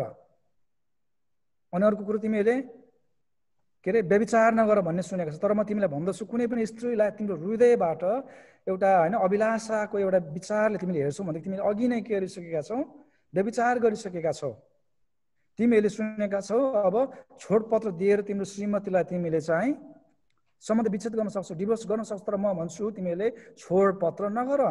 अनि यहाँ छ हेर्नुहोस् त पुरानो नियमले छोडपत्र अनुमति दिएको छ भनेदेखि नयाँ करारले अथवा ख्रीष्ट यीशुले चाहिँ छोडपत्र नगर्नु भन्ने कुराहरू हामी यहाँ पाउँदछौँ। अब के भन्छ शपथ खाने कुराहरू, अनि पुरानो नियममा चाहिँ शपथ, हिजो पनि शपथको विषयमा कुरा गरेका थियौँ। शपथ खाने यदि कुनै शपथ चाहिँ खान्छ भने त्यो पुरा गर्नुपर्छ भन्ने कुरा त्यहाँ छ। आफ्नो शपथमा हामी चाहिँ विश्वासयोग्य हुनुपर्छ भन्ने कुरा त्यहाँ छ। भनेदेखि प्रभु यीशुले चाहिँ भन्नुहुन्छ शपथ खाँदै नखा भन्ने कुरा हेर्नुहोस् है त। अनि रिटालिएट प्रतिशोध लिने कुरा, अनि प्रभु यीशुले भन्नु तिमीले सुनेका छौ प्रतिशोध लियो, तर म भन्छु प्रतिशोध तिमीहरूले लिँदै नलियो भन्ने त्यो एन्टिथेसिस। अनि पुरानो नियममा शत्रुलाई घृणा गर भन्ने त्यहाँ भनेको छ भने नयाँ नियममा त्यहाँ प्रभु यीशुले के भन्नुहुन्छ शत्रुलाई प्रेम गर भन्ने कुरा हेर्नुहोस् है त। अनि यो सबै गलत बुझाइलाई उहाँले चाहिँ स्पष्ट पारिदिनु भएको छ। अनि अब हामीले अघि मोसाको व्यवस्थाको विषयमा सुनेका छौँ, तर अहिले म तपाईँलाई ख्रीष्टको व्यवस्थाको विषयमा चाहिँ बताउँदैछु। अनि यो ख्रीष्टको व्यवस्थाको विषयमा बाइबलमा हामीले जहाँ चाहिँ एकदमै प्रशस्त मात्र पाउँदैनौँ, तर पौलले गलाती 6:2 एउटाले अर्काको भार उठाएर यसो ख्रीष्टको व्यवस्था पुरा गरेर ख्रीष्टको व्यवस्था भन्ने शब्द यहाँ प्रयोग गरिएको छ, जुन यो पौलले चाहिँ त्यो बेलामा अब एकले अर्कालाई सुधार गर्नुपर्ने कुरा, पापमा कोही पर्यो भनेदेखि त्यसलाई कसरी हामीले चाहिँ अब दण्ड दिने, सजाय दिने भन्दाखेरि पनि उसलाई कसरी सुधार गर्ने भन्ने सन्दर्भमा यो कुराहरू भन्दै हुनुहुन्छ। भनेदेखि पहिलो कोरिन्थी 3:9-21 चाहिँ व्यवस्थाको बाहिर हुनेहरूलाई जित्न सकु भनेर म आफै परमेश्वरको व्यवस्थाबाट बाहिर नभई, परमेश्वरको व्यवस्थाबाट मोसाको व्यवस्थाबाट बाहिर नभई तर ख्रीष्टको व्यवस्थाको अधीनमा रही व्यवस्थाको बाहिर हुनेहरू झैँ बने अथवा अन्य जातिहरू झैँ भएर उनीहरूलाई ख्रीष्टको व्यवस्थामा सुसमाचार सुनाए, प्रभुको बारेमा मैले बताएँ भन्ने सन्दर्भमा यो कुरा। अनि ख्रीष्टको व्यवस्था यहाँनिर हामी देख्दछौँ। अनि ख्रीष्टको व्यवस्था चाहिँ ख्रीष्टले हाम्रो जीवनमा ख्रीष्टको वचन पालेर के अरे ख्रीष्टको वचन पालन गरेर चाहिँ हाम्रो नैतिक जीवन कसरी बिताउनु पर्छ भन्ने चाहिँ शिक्षा ख्रीष्टको व्यवस्थाले हामीलाई दिँदछ। त्यसपछि ख्रीष्ट आफैले पनि एउटा यहाँ नयाँ आज्ञा दिनुभएको छ। एउटा नयाँ आज्ञा म तिमीहरूलाई दिँदछु, तिमीहरू एकअर्कालाई प्रेम गर, तिमीहरूसँग मैले जस्तो प्रेम गरेको छु तिमीहरूले पनि त्यस्तै एकअर्कासँग प्रेम गर है। यहाँनिर अब मोसाको व्यवस्था सिभिल त्यसपछि यो सेरेमोनी ललाई हामीले पालन नगरे पनि त्यहाँनिर अब मोरल लज छ, जुन मोरल ल चाहिँ यहाँनिर ख्रीष्टले दिनुभएको व्यवस्थासँग आज्ञासँग चाहिँ रिलेटेड अथवा एकदम जोडिएको हामी देख्दछौँ, जहाँ प्रेम गर्ने कुरासँग चाहिँ सम्बन्धित छ। हामीले मोसाको व्यवस्थाको बारेमा सुनेका छौँ, तर हामीले याद गर्नुपर्ने कुरा ख्रीष्टको व्यवस्थालाई हामीले अहिले पालन गर्नुपर्ने हुन्छ। त्यसपछि यहाँनिर ख्रीष्टले दिनुभएको व्यवस्थामा विशेष गरी अब धेरै बाइबलविदहरूले पनि अब ख्रीष्टको व्यवस्था अब जिजस ल है, मोसाको व्यवस्था नयाँ नियममा चाहिँ ख्रीष्टको व्यवस्थालाई चाहिँ यो मर्कुस 12:28-31 अनि मत्तीको 22 अध्यायको 34 देखि 40 पदसम्म पाउँछौँ। यहाँनिर चाहिँ अब छिमेकीलाई प्रेम गर्ने र परमेश्वरलाई प्रेम गर्ने। तैँले परमप्रभु आफ्ना परमेश्वरलाई तेरो सारा हृदयले, तेरो सारा समझले, सारा प्राणले, तेरो सारा शक्तिले प्रेम गर्नु। यो चाहिँ पहिलो आज्ञा भनेदेखि दोस्रो आज्ञा चाहिँ आफ्नो छिमेकीलाई आफूलाई चाहिँ प्रेम गर्नु। योभन्दा अरू ठुलो कुनै आज्ञा छैन भनेर प्रभु यीशुले आफ्ना चेलाहरूलाई अनि इजरायलीहरूलाई त्यो बेलामा आज्ञा दिनुहुन्छ। अनि त्यो कुरा चाहिँ उहाँले व्यवस्था 6 अध्यायको 5 पदमा देख्छौँ, तिमीहरूले परमप्रभु आफ्ना परमेश्वरलाई आफ्नो सारा हृदयले, सारा प्राणले र सारा समझले, सारा शक्तिले चाहिँ प्रेम गर्नु। अनि लेवीहरूमा दिनुभएको अर्को आज्ञा चाहिँ आफ्नो छिमेकीलाई आफैलाई चाहिँ प्रेम गर्नु है। अनि त्यो चाहिँ ख्रिस्टको व्यवस्था। अनि यो व्यवस्था चाहिँ पुरानो मोसाले दिनुभएको व्यवस्था 10 आज्ञा र ख्रिस्ट यीशुले फेरि नयाँ करारमा क्रिस्चियनहरूसँग बाँध्नु भएको करारमा दिनुभएको व्यवस्था चाहिँ यहाँ हामी पाउँदछौँ। उहाँले दिनुभएको आज्ञा चाहिँ परमेश्वरलाई सारा हृदयले प्रेम गर्ने अनि छिमेकीलाई आफूलाई चाहिँ प्रेम गर्ने। योभन्दा अरू ठुलै कुनै आज्ञा छैन भन्ने कुरा चाहिँ हामीले यहाँ देख्न सक्छौँ। निष्कर्षमा भन्नुपर्दाखेरि चाहिँ पुरानो करार र नयाँ करारको भिन्नतालाई थाहा गरी पुरानो नियमको नैतिक शिक्षालाई हामीले बुझ्नु पर्दछ। अनि धेरैपल्ट पुरानो करार, नयाँ करार, पुरानो करार भन्दाखेरि मैले अघि नै भन्दै थिएँ मोसाको व्यवस्था हेर्नुहोस् है त, अथवा हामीले यो इङ्ग्लिसमा अलिकति कन्फ्युजन छ, ओल्ड कभेनेन्ट पनि भन्छौँ, के अरे ओल्ड टेस्टामेन्ट पनि भन्छौँ हामीले, अनि ओल्ड कभेनेन्ट पनि भनेर भन्छौँ। नयाँ नियम र पुरानो नियम, के अरे पुरानो नियम र पुरानो व्यवस्था। अनि ओल्ड टेस्टामेन्ट भन्ने कि ओल्ड कभेनेन्ट भन्ने पुरानो नियमलाई। तर अहिले चाहिँ हामीले ओल्ड कभेनेन्ट भन्नाले चाहिँ मोसाको व्यवस्थालाई, मोसाको जुन परमेश्वरले मोसालाई दिनुभएको आज्ञालाई हामीले बुझौँ। अनि त्यो पुरानो करार र ख्रिस्टले दिनुभएको नयाँ करारको भिन्नतालाई थाहा गरी पुरानो नियमको एउटा नैतिक शिक्षालाई हामीले कसरी बुझ्ने त? जस्ताको तस्तै हामीले त्यसलाई अहिले अभ्यास नगरे तापनि त्यसको निचोडलाई, त्यसको जुन नीति, त्यो नीति चाहिँ हामीले अहिले त्यो सिद्धान्तलाई चाहिँ कसरी हामीले अहिले पालन गर्न सक्छौँ। जस्तै अब सिभिल लजलाई हामीले अहिले इजरायलीहरूले पालन गरे चाहिँ पालन नगरे तापनि हाम्रो आचरणमा, हाम्रो स्वभावमा त्यो कुराबाट हामीले कस्तो खालको ज्ञान लिन सक्छौँ भन्ने कुरा हामीले सिक्नुपर्ने हुन्छ। अब त्यो बेलाको सेरेमोनियल लजहरू आराधना गर्दाखेरि के गर्नुपर्ने होइन, जस्ताको तस्तै त्यसलाई अहिले हामीले कपी नगरे तापनि हामीले परमेश्वरको आराधना गर्नुपर्ने रहेछ, हामीले परमेश्वरलाई प्रेम गर्नुपर्ने रहेछ भन्ने निष्कर्ष हामीले, अथवा त्यो सिद्धान्त हामीले चाहिँ लिनुपर्ने हुन्छ। अनि नयाँ करारले खारेज नगरेका कुराहरू चाहिँ अझै पनि आवश्यक छ भन्ने कुरा पनि हामीले बुझ्नुपर्छ। अब त्यसको अर्थ पुरानो नियम अब काम रहेनछ, हामीले नयाँ नियम पाए भइहाल्यो भन्ने होइन। यो चाहिँ पुरानो नियम र नयाँ नियम चाहिँ एक अर्काको परिपूरक भएको कारणले गर्दाखेरि यदि कुनै पनि कुरालाई नयाँ करारले खारेज गरेको छैन भनेदेखि त्यो अझै पनि हामीलाई आवश्यक छ, त्यसलाई हामीले अध्ययन गर्नुपर्छ र त्यो अहिले पनि लाभदायक छ भन्ने कुरा हामीले बुझ्नुपर्छ। विशेष गरिकन नैतिक शिक्षाको निम्ति, परमेश्वरलाई खुसी बनाउने जीवन जिउनको निम्ति। अनि तेस्रो बुदामा चाहिँ, तेस्रो पोइन्टमा चाहिँ, तर नयाँ करारले पुष्टि नगरेका कुराहरूमा प्राथमिकता दिएर त्यो विषयमा एकदम विवाद गर्न पनि जरुरी छैन। यदि कुनै कुरा नयाँ नियमले खारेज गरेको छ भनेदेखि अब त्यो पुरानो नियमको विषयलाई लिएर त्यही हुनुपर्छ भन्ने विषयमा अड्किराख्न पनि जरुरी छैन। अहिले विशेष गरी थियोनोमी भन्ने जुन थियोलोजी छ त्यसले चाहिँ पुरानो नियमको जुन सिभिल, त्यसपछि सेरेमोनियल लजलाई पनि अहिले पनि त्यो लागू हुन्छ भन्ने दाबी गर्छ थियोनोमी भन्ने थियोलोजीले। अनि त्यो विषयमा हामीले एकदमै अब चर्चा गरेर त्यो विषयमा प्राथमिकता गरेर पुरानो नियमको सबै चाडहरू हामीले मनाउनुपर्छ, पुरानो नियमको सबै व्यवस्था पालन गर्नुपर्छ भन्ने कुराहरूमा अल्झिनु आवश्यक छैन। किनकि हामीलाई नयाँ करारमा परमेश्वरले हामीसँग जुन एउटा ख्रिस्ट यीशुद्वारा नयाँ करार बाँध्नु भएको छ त्यसले धेरै प्रकाशहरू हामीलाई दिएको हामी पाउँदछौँ। र यो चाहिँ मैले वाइन ग्रुदेमको क्रिस्चियन एथिक्स भन्ने किताबबाट लिएको एउटा बुदाहरू हुन्। तपाईँले हेर्न सक्नुहुन्छ। वाइन ग्रुदेमको, उहाँ एकदमै प्रचलित, हामी सबैले थाहा पाएको सायद थियोलोजियन हुनुहुन्छ। उहाँले एथिक्सको विषयमा पनि धेरै कुराहरू लेख्नु भएको छ। अनि उहाँको किताबबाट लिएको यो बुदाहरू हुन्। अब नयाँ करार चाहिँ, के अरे पुरानो करार चाहिँ खारेज गरिएको छ। अनि यो चाहिँ परमेश्वरको मानिसहरूलाई दिएको एउटा निश्चित समयको लागि दिएको एउटा व्यवस्था थियो। अनि सधैँको निम्ति सबै मानिसलाई यो व्यवस्थाले चाहिँ बाँध्दैन। तर त्यो बेलाको जुन व्यवस्थाका कुराहरू छन्, कानुन छन्, त्यो कुराबाट चाहिँ हामीले विजडम, अथवा हामीले पनि त्यो कुराबाट हेरेर पढेर कतिपय ज्ञानहरू कतिपय नीतिहरू निर्माण गर्दाखेरि लाभदायक हुने कुराहरूलाई हामीले त्यहाँबाट लिन सक्छौँ। भनेदेखि अर्को कुरा चाहिँ मस्साया प्रभु यीशु आउनुभयो र सबैको निम्ति उहाँले बलिदान चढाइसक्नु भएको छ। त्यसले गर्दाखेरि अब हामीलाई अरू कुनै पनि कुराको बलिदानको आवश्यकता पर्दैन। त्यसले गर्दाखेरि चाहिँ पुरानो नियमको बलि प्रथा अब खारेज भएको छ। त्यो बलि प्रथालाई अभ्यास हामीले गर्दैनौँ है। अनि अर्को कुरा चाहिँ परमेश्वरको व्यवस्था चाहिँ अब हिब्रू 10 अध्यायको 16 पदले भने चाहिँ हाम्रो हृदयमा परमेश्वर लेखिदिनु भएको छ। अनि जो पवित्र आत्माद्वारा चल्छ उसले व्यवस्था पालन गर्नु पर्दैन भन्ने कुरा पनि हामीले पौलले सिकाएको देख्दछौँ है।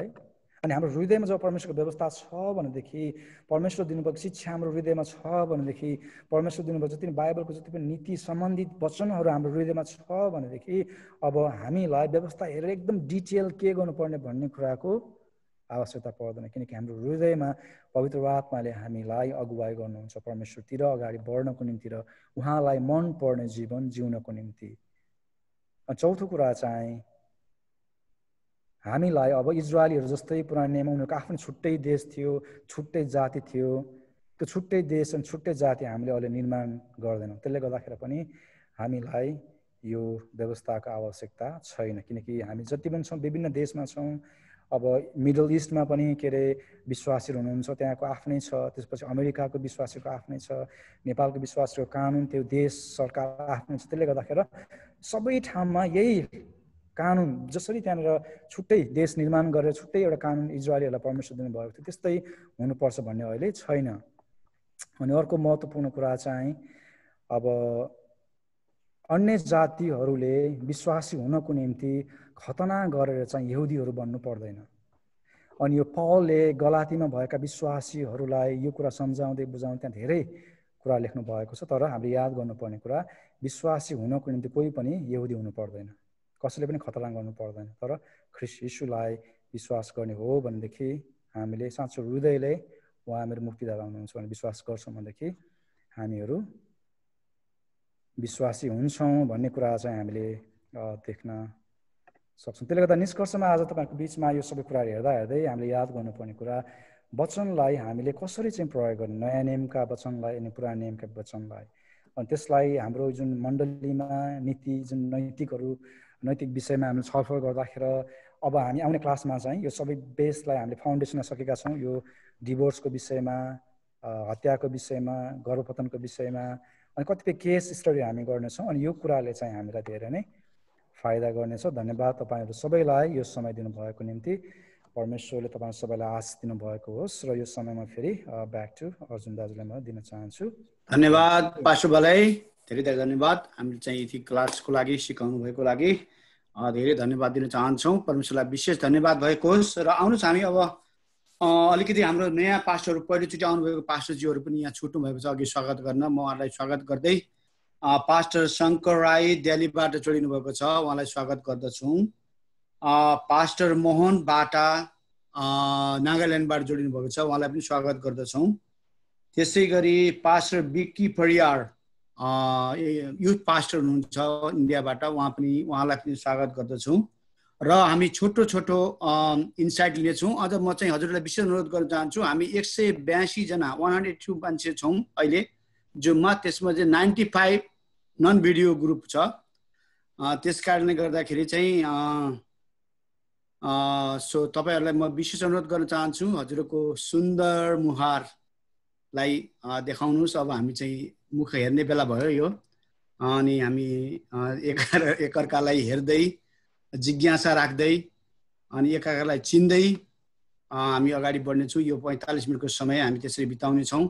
हाम्रा जिज्ञासाहरू हामी शान्त बनाउनेछौँ। अब हामीसँग चाहिँ छोटो सेयरिङ, छोटो इन्साइट राख्नको लागि पास्टर डाक्टर मनोज श्रेष्ठलाई अनुरोध गर्दछु। पास्टर नर्बु हामीसँग हुनुहुन्न भन्नुभएको छ कि पास्टर नर्बु त्यो इन्साइट दिएर जानुहुने हो? हजुरले समय लिनु नि त पहिला, पास्टर नर्बु।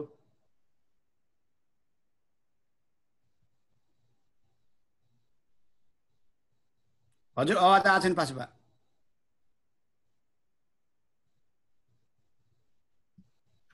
होइन, म जय मसीह मात्रै भन्न चाहन्छु। धन्यवाद। म अलिकति हतारमा छु।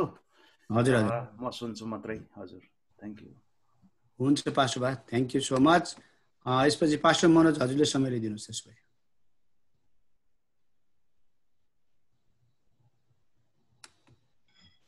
हुन्छ, तपाईहरु सबैजनालाई फेरि पनि जय मसीह र हाम्रो पास्टर ओलाक, डाक्टर ओलाक सुनवारज्यूलाई धन्यवाद। यो जुन यो करारको विषयमा हामीले सिकेका छौं, यो चाहिँ एकदमै महत्त्वपूर्ण कुरा हो। अब कतिपय अलिकति कन्फ्युजन आउन सक्छ हामीलाई, यो पुरानो करार भनेको के हो, नयाँ करार भनेको के हो हैन। हामीले पुरानो करार भनेको चाहिँ पुरानो नियम बाइबल हो, नयाँ करार भनेको चाहिँ नयाँ नियम बाइबल हो भन्ने कुरा चाहिँ होइन। पुरानो करारमा जस्तो कतिवटा उत्पत्तिदेखि मलाकीको पुस्तकसम्ममा पुरानो करार भन्दाखेरि हामीले बुझ्नुपर्ने कुरा कस्तो हुन्छ भनेदेखि परमेश्वरले इजरायलीहरूको निम्ति विशेष तिमीहरूले यो गर्यो भने यो हुन्छ भनेर जुन त्यो करार छ त्यो चाहिँ करार हो भनेदेखि पुरानो करारको उत्पत्तिदेखि मलाकीसम्मको पुस्तकहरू कतिवटाहरू चाहिँ के छ, इतिहास जस्तो घटना जस्तोहरू छ। त्यो भएकोले गर्दाखेरि अब हाम्रो यो पास्टर ओलाले भन्दै गर्दाखेरि हामीले चाहिँ पुरानो करार नयाँ करार भन्दाखेरि एउटा कन्फ्युजन आउन सक्ने चाहिँ पुरानो करार होल बाइबल र नयाँ करार होल बाइबल भन्ने आउन सक्छ। त्यसैले त्यो चाहिँ होइन। पुरानो करार भन्न छ, जस्तै मैले यो करारको बारेमा सिकाउँदाखेरि तपाईहरुले परमेश्वरले फरक फरक मानिसहरुसँग फरक फरक करार बाँध्नु भएको छ हैन। अनि त्यो करारको एउटा चाहिँ विशेष उद्देश्य छ। अनि यो इजरायलीहरूलाई परमेश्वरले दिनुभएको यो पुरानो करारमा चाहिँ विशेष गरी त्योसँग चाहिँ उद्धारसँग सम्बन्धित छ, आशिषसँग सम्बन्धित छ, श्रापसँग सम्बन्धित। तिमीहरूले यसो गर्यो भनेदेखि आशिष पाउँछौ, तिमीहरूको आशिष पाउने कन्डिसन चाहिँ यो छ हैन। अनि उनीहरूलाई दिइने आशिषको कन्डिसन अनुसार नयाँ करारमा आएपछि हामीले के भेटाउँछौँ भनेदेखि अब तिमीहरूले यसो गर्यो भनेदेखि चाहिँ उद्धार पाउनेछौ हैन। त्यसै उद्धारसँग गरिएको छ। र यो विशेष गरी जुन यो सेरेमोनियल ल र सिभिल ल भनेर हैन, यो एउटा औपचारिक नियम र नागरिक कानुन हाम्रो एक प्रकारले भन्ने हो भनेदेखि कसरी बुझ्न सकिन्छ भनेदेखि औपचारिक सेरेमोनियल भनेको चाहिँ बलिदानका कुराहरू, यो शुद्ध हुनुपर्ने कुराहरू, यति दिन गर्नुपर्ने, पुजारीले गर्नुपर्ने, त्यो कुराहरू हामीलाई चाहिँदैन हैन। त्यो उहाँले एकदमै स्पष्टसँग भन्नुभएको छ। अर्को नागरिक भनेको उनीहरूको देश थिएन इजरायलीहरूको, उनीहरूको आफ्नो देश नभएको, सरकार नभएको कारणले गर्दाखेरि अब कानुन नभएको जसरी परमेश्वरले एउटा राष्ट्र बनाउनु भयो, कानुन नभएको जसरी बस्नु भएन। त्यसको लागि उनीहरूलाई परमेश्वरले दिनुभएको कानुन हो हैन। उनीहरूलाई कसैले चोर्यो भनेदेखि उसलाई के सजाय दिने, कसैले ढाँट्यो भनेदेखि उसलाई के सजाय दिने भन्दाखेरि त्यो एउटा कानुनिक नियम हो। त्यो अहिले हामी गर्नु पर्दैन, किनभनेदेखि हाम्रो चोर्यो भनेदेखि के गर्ने भन्ने कुरा चर्चले डिसाइड गर्नु पर्दैन। चोर्यो भनेदेखि पुलिसले समातेर लान्छ। अहिले हाम्रो हरेक ठाउँमा आफ्नै कानुनी सिभिल लहरू छ।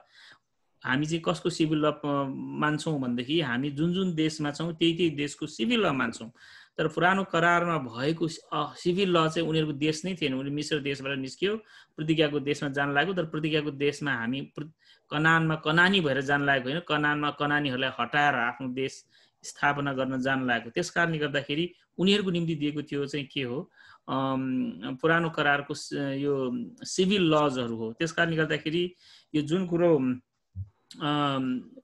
पुरानो करार खारेज गरियो, कभरेन्ट खारेज गरियो भनेर भन्दाखेरि एउटा मिसअन्डरस्ट्यान्डिङ आउनु, ओहो पुरानो करार सिद्धियो भने जस्तो। त्यो भन्दाखेरि हामीले बुझ्नुपर्ने चाहिँ के छ, सिभिल लज र सेरेमोनियल लज, शुद्ध र अशुद्धको कुराहरू के हुँदाखेरि म शुद्ध हुन्छु त, के खानु हुन्छ के खानु हुँदैन भनेर जुन उहाँले यो चित्रहरू गरेर देखाएको छ, त्यो चाहिँ के छ अहिले हाम्रो निम्ति पुरा भएको छ। पत्रुसलाई अलिक गाह्रो भएको थियो होइन। प्रभुले तिमी दर्शन दिनुभयो, सबै खाऊ, त चारैतिरबाट तन्नामा आएको म प्रभु यो अशुद्ध खाँदिनँ भन्दाखेरि तिमी सबैलाई शुद्ध गरिसक्यो, तिमी त्यो अशुद्ध नभन भनेर उहाँले भन्नुभएको छ। त्यस कारणले गर्दाखेरि त्यो हो भनेदेखि एउटा परिवर्तन नभएको भन्नुको मतलब सम्पूर्ण बाइबलले नै के यो उहाँले सुरुमा देखाउनु भएको पद दोस्रो तिमोथी 3:16 यो सम्पूर्ण बाइबल परमेश्वरले प्रेरणाद्वारा लेखेको हैन। त्यसमा चाहिँ के छ, बाइबलमा दिएका कुराहरू हाम्रो निम्ति हो। त्यसमा परमेश्वरले इजरायलीहरूलाई कसरी व्यवहार गर्नुभयो त्यो करार होइन, त्यो एउटा उदाहरण हो हैन। हामीले बाइबल पढ्दै गर्दा यो त करार रहेछ भन्ने गरेर उहाँ परमेश्वरले मोसालाई बोलाउनु भयो, त्यो उहाँको बोलावट करार होइन। परमेश्वरले मोसालाई तिमीले यो गर भने परमेश्वरले मोसालाई दिनुभएको हरेक आज्ञा करार होइन, हामीले छुट्याउनु पर्ने। चाहिँ कतिपटक मैले कतिजना कुरा गर्दाखेरि चाहिँ हरेक पुरानो करारमा भएको हरेक कुरा करार हो भन्ने कुरा हामीहरूको मनमा आउन सक्छ। त्यो चाहिँ त्यो सेन्समा होइन। अनि अहिले यहुदीहरूले पनि कतिपटक व्यवस्था भनेर भन्छ। त्यो व्यवस्था भन्दाखेरि विशेष गरेर 600 यहुदीहरूले 619 वटा आज्ञाहरू छ होइन। उनीहरूले यो पुरा 5वटा, अनि व्यवस्था भनेको चाहिँ 5वटा पुस्तक मात्रै हो, उत्पत्तिदेखि व्यवस्थाको पुस्तकसम्म होइन। जति पनि व्यवस्थाको कुराहरू छ, करारका कुराहरू छ, त्यो 5वटा पुस्तक मात्रै दिएको छ। उनीहरूले व्यवस्था भन्यो भने अरू पुस्तकले मान्दैन, अरूलाई उनीहरूले अगमवक्ता भनेर भन्छ, उनीहरूले यो राइटिङ्स भनेर भन्छ। त्यस कारणले गर्दाखेरि हामीले पुरानो करार भन्दाखेरि हामीले पुरानो करारको सम्पूर्ण 39वटा पुस्तक बुझ्ने होइन। पुरानो करारको यो व्यवस्था बुझ्दाखेरि चाहिँ के छ, परमेश्वरले मोसाद्वारा दिनुभएको 619 वटा आज्ञाहरू जुन यहुदी अनुसार भनौँ, त्यो चाहिँ के हो, उनीहरूको निम्ति आशिष र श्रापको एउटा कन्डिसन हो। तिमीले यो गर्यो भने आशिष पाउँछौ, यो गरेन भने आशिष पाउँदैनौ भन्ने कुराहरू छ। त्यस कारणले गर्दाखेरि आज जुन यो सेरेमोनियल ल, सिभिल ल र मोरल ल भनेर 3 किसिमको लमा, मोरल ल विशेष गरेर नैतिकताको कुराहरू, मोरल ल पनि के छैन, तपाईँको उद्धारसँग सम्बन्धित छैन। वास्तवमा भन्ने हो भनेदेखि तपाईँको उद्धारसँग के कुनै पनि ल छैन। एउटै मात्र ल के छ, विश्वास छ।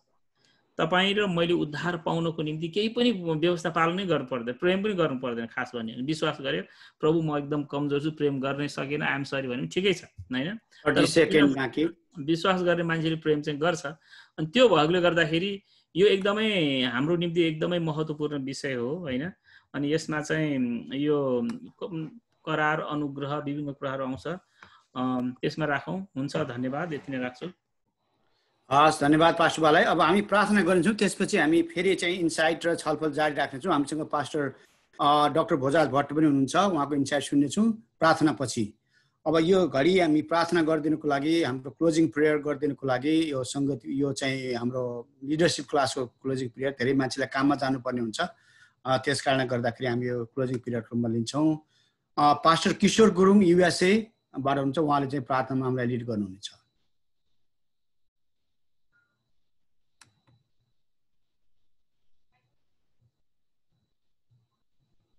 पास्टर किशोर। यस, हुन्छ। जय मसीह यहाँहरू सबैजनालाई। माफ गर्नुहोस्, म चाहिँ यहाँ अलिकति व्यस्त भएको कारणले गर्दा जहिले पनि मेरो भिडियो अफ भइरहेको देखिन्छ, तर मेरो आफ्नै समस्या छ। तर मलाई यो क्लास यति धेरै मनपर्छ, अब के भन्नु, र पनि जस्तो सुकै परिस्थिति भयो भने म चाहिँ एकदमै सुनिरहेको हुन्छु। त्यो लाइभबाट हेर्दाखेरि चाहिँ उहाँले बोलेको कुरा पनि भरे नै अलिकति राम्रो लाग्दैन मलाई, त्यही भएर बरु जस्तै बिजी हुँदा नि म त्यसरी बसेको हुन्छु। माफ गर्नुहोस् है ल। परम प्रभु परमेश्वर, म तपाईँलाई धन्यवाद दिँदछु प्रभु। यो घडी यो समयमा प्रभु हामी यति धेरै प्रभु तपाईँको गुरुजनहरूसँग बसेर प्रभु धेरै तपाईँको प्रभु कुरा शिक्षाहरू सिक्ने तपाईँले हामीलाई मौका दिनुभएको छ। आज क्रिस्चियन एथिक्स सम्बन्धी प्रभु आज हामीलाई धेरै कुराहरू हामीले भित्री कुराहरू जानेका छैनौँ। कति कुराहरू अब विभिन्न चर्चहरूमा आफ्नै नियमहरू बनाएर प्रभु अनि ती कुराहरूलाई पालन गर्न लगाइरहेका छन्। यी कुराहरूले चर्चहरू फ्री भइरहेछ प्रभु, यो चर्चहरू प्रभु विभाजन भइरहेको छ प्रभु। अब परमेश्वरले हामीलाई प्रभु यो एकदमै लाभदायी शिक्षा सिक्ने मौका दिनुभएको छ। अझै पनि यस्ता धेरै गुरुजनहरू हुनुहुन्छ जसलाई यो शिक्षाको खाँचो छ प्रभु। तपाईँ परमेश्वरले उहाँहरूलाई प्रभु आउने मौकाहरू दिन होस्, म प्रार्थना गर्छु। आउने बाटोहरू मिलाइदिन होस्, म प्रार्थना गर्दछु। विशेष गरी जति पनि गुरुजन हुनुहुन्छ जसले शिक्षा हामीलाई सिकाउँदै हुनुहुन्छ, उहाँ प्रत्येकलाई तपाईँले स्वास्थ्य राख्नुहोस् अनि ज्ञान अनि बुद्धिले भरिदिनुहोस्। अनि यो सबै सञ्चालन गर्ने हाम्रो अर्जुन दाजु अनि उहाँको सम्पूर्ण टिमहरूलाई तपाईँले आशिष गर्नुहोस्। धन्यवाद, प्रार्थना येशू तपाईँको नाउँमा, आमेन। आमेन। धन्यवाद पास्टर किशोरलाई। अब यसपछि हामी डाक्टर भोजराज भट्टबाट छोटो इन्साइट लिनेछौँ अनि त्यसपछि हामी छलफल जानेछौँ।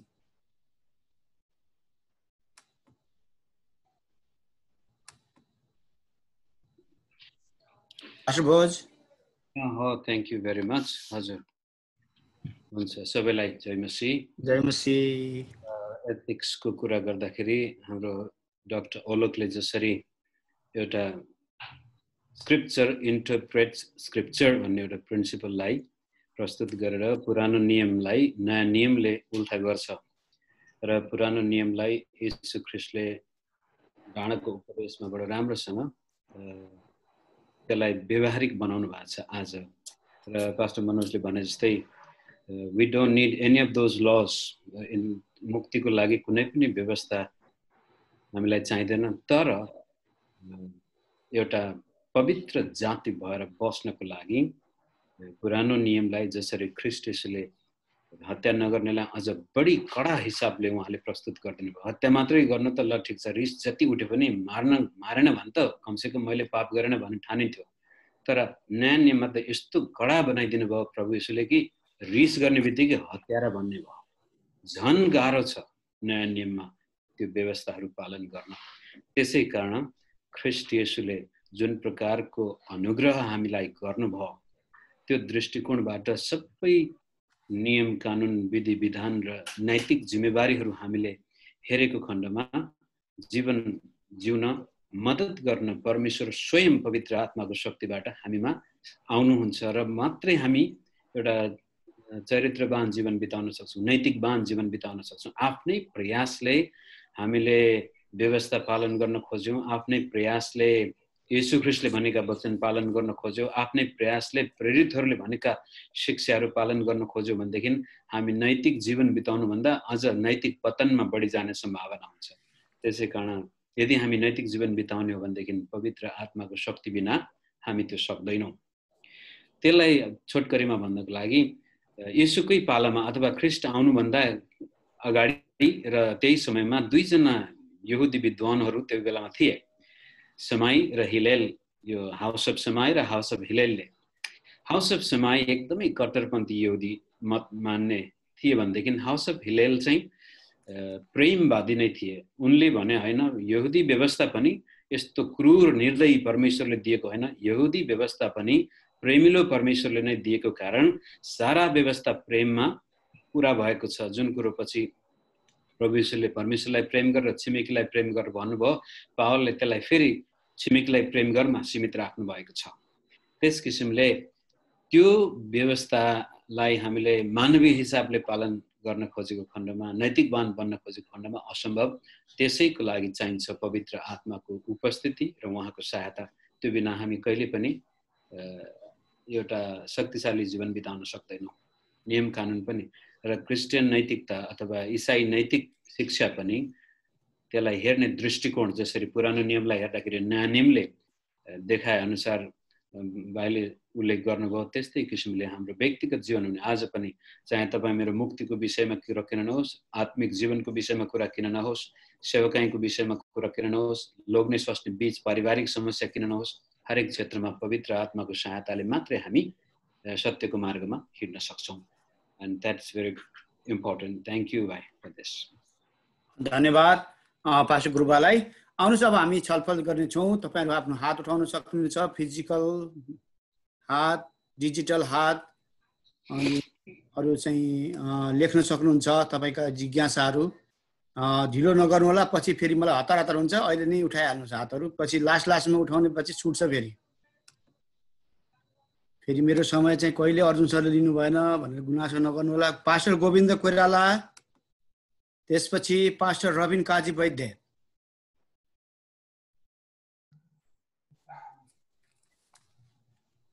जय मसीह। जय मसीह। मेरो प्रश्न चाहिँ विशेष गरिकन अहिले हाम्रो पास्टर मनोज सरलाई मेरो यही विषयसँग सम्बन्धित भएको कारणले गर्दा उहाँले अघि इन्साइट दिने क्रममा भन्नुभएको यो पत्रुसको घटना प्रेरित 10 अध्याय र 11 अध्याय दुईटामा छ। त्यहाँ भन्दै गर्दाखेरि यो जुन दर्शनको बारेमा उल्लेख गर्नुभयो, यो पत्रुस त्यहाँबाट उठेर मारेर खाऊ भन्नुभयो, त्यो खाने सम्बन्धको कुरा चाहिँ त्यो दर्शनको अर्थ खाने सम्बन्धमा हो कि त्यो यहुदी र अन्य जातिलाई चाहिँ अशुद्ध नठान भन्ने सम्बन्ध भनिएको, त्यसको बारेमा अलिकति बुझाइदिनुहुन्छ कि? धन्यवाद। त्यो चाहिँ तपाईँले भनेको जस्तै नै हो। वास्तवमा चाहिँ परमेश्वरले पत्रुसलाई अब तिमी चाहिँ के छ, सुसमाचार चाहिँ यहुदीहरूको लागि मात्र होइन, अन्य जातिहरूको लागि पनि हो भन्ने कुरा चाहिँ परमेश्वरको सन्देश हो। तर उहाँले सन्देशमा चिन्ह दिनुहुन्छ। कसरी बुझाउने त भन्दाखेरि, ल उहाँले दर्शन दिनुभयो, अब यो खाऊ भनेर भन्दाखेरि अनि पत्रुसले चाहिँ भन्यो, प्रभु मैले त यस्तो अशुद्ध कहिले पनि खाएको छैन। वास्तवमा त्यसको इम्प्लिकेसन चाहिँ के हो? प्रभु यो अन्य जातिहरू त यहुदी होइन, अन्य जातिहरूले त कहिले पनि उनीहरूले शुद्ध चिज उनीहरूले जिन्दगीभर यस्तै मात्र खाएर बसेको छ, उनीहरूलाई शुद्ध र अशुद्ध भन्ने कुरा थाहा छैन, परमेश्वरलाई कसरी बलिदान गर्ने भन्ने कुराहरू थाहा छैन, परमेश्वर भन्ने नै थाहा छैन, उनीहरूलाई हामीले कसरी सुनाउन सक्छौँ भन्ने सबै यहुदीहरूको दिमागमा चाहिँ त्यो छ। अनि त्यो भएकोले गर्दाखेरि परमेश्वरले पत्रुसलाई चाहिँ त्यो दर्शन दिनुहुन्छ र दर्शनमा अनि पछि म खान सक्दैन, यो त अशुद्ध हो भन्दाखेरि परमेश्वरले भन्नु यो सबै मैले शुद्ध गरेँ भन्नुको मतलब इम्प्लिकेसन चाहिँ के हो? सबै अन्य जातिहरू पनि हुन सक्छ, विश्वास गर्न सक्छ, उनीहरू यहुदी हुनु पर्दैन खास भन्न खोजेको चाहिँ हैन। अघि पास्टर भोजले भन्नुभएको जस्तै एउटा उनीहरूको एउटा च्यालेन्ज चाहिँ के थियो भनेदेखि यदि येशू ख्रीष्टमा विश्वासी हुने हो भनेदेखि दुईवटा स्टेप छ। एक नम्बर सबभन्दा पहिला कन्भर्ट भएर यहुदी हो, यहुदी भएर भइसकेपछि बल्ल तिमीले येशू ख्रीष्टमा विश्वास गर्न सक्छौ। त्यो उसको तपाईले प्रेरित 15 अध्यायमा हेर्नुभयो भने त्यो सबै त्यही डिस्कसन छ। त्यसकारण त्यहाँ चाहिँ एउटा सांकेतिक रूपमा परमेश्वरले तपाईले भन्नुभएको जस्तै अन्य जातिको लागि हो, तर पत्रुसको स्ट्रगल चाहिँ के छ? उले बुझ्दै बुझ्दैन अन्य जातिले कसरी गर्ने भनेर। त्यसकारण उहाँलाई त्यसमा चाहिँ त्यसरी चाहिँ हामी बुझ्न सक्छौं। धन्यवाद। त्यसपछि पास्टर रबिन काजी वैद्य हजुर समय लिदिनुस्।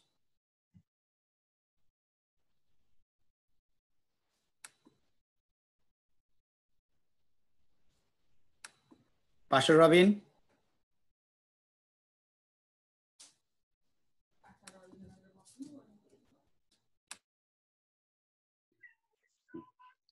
सबैलाई जमसे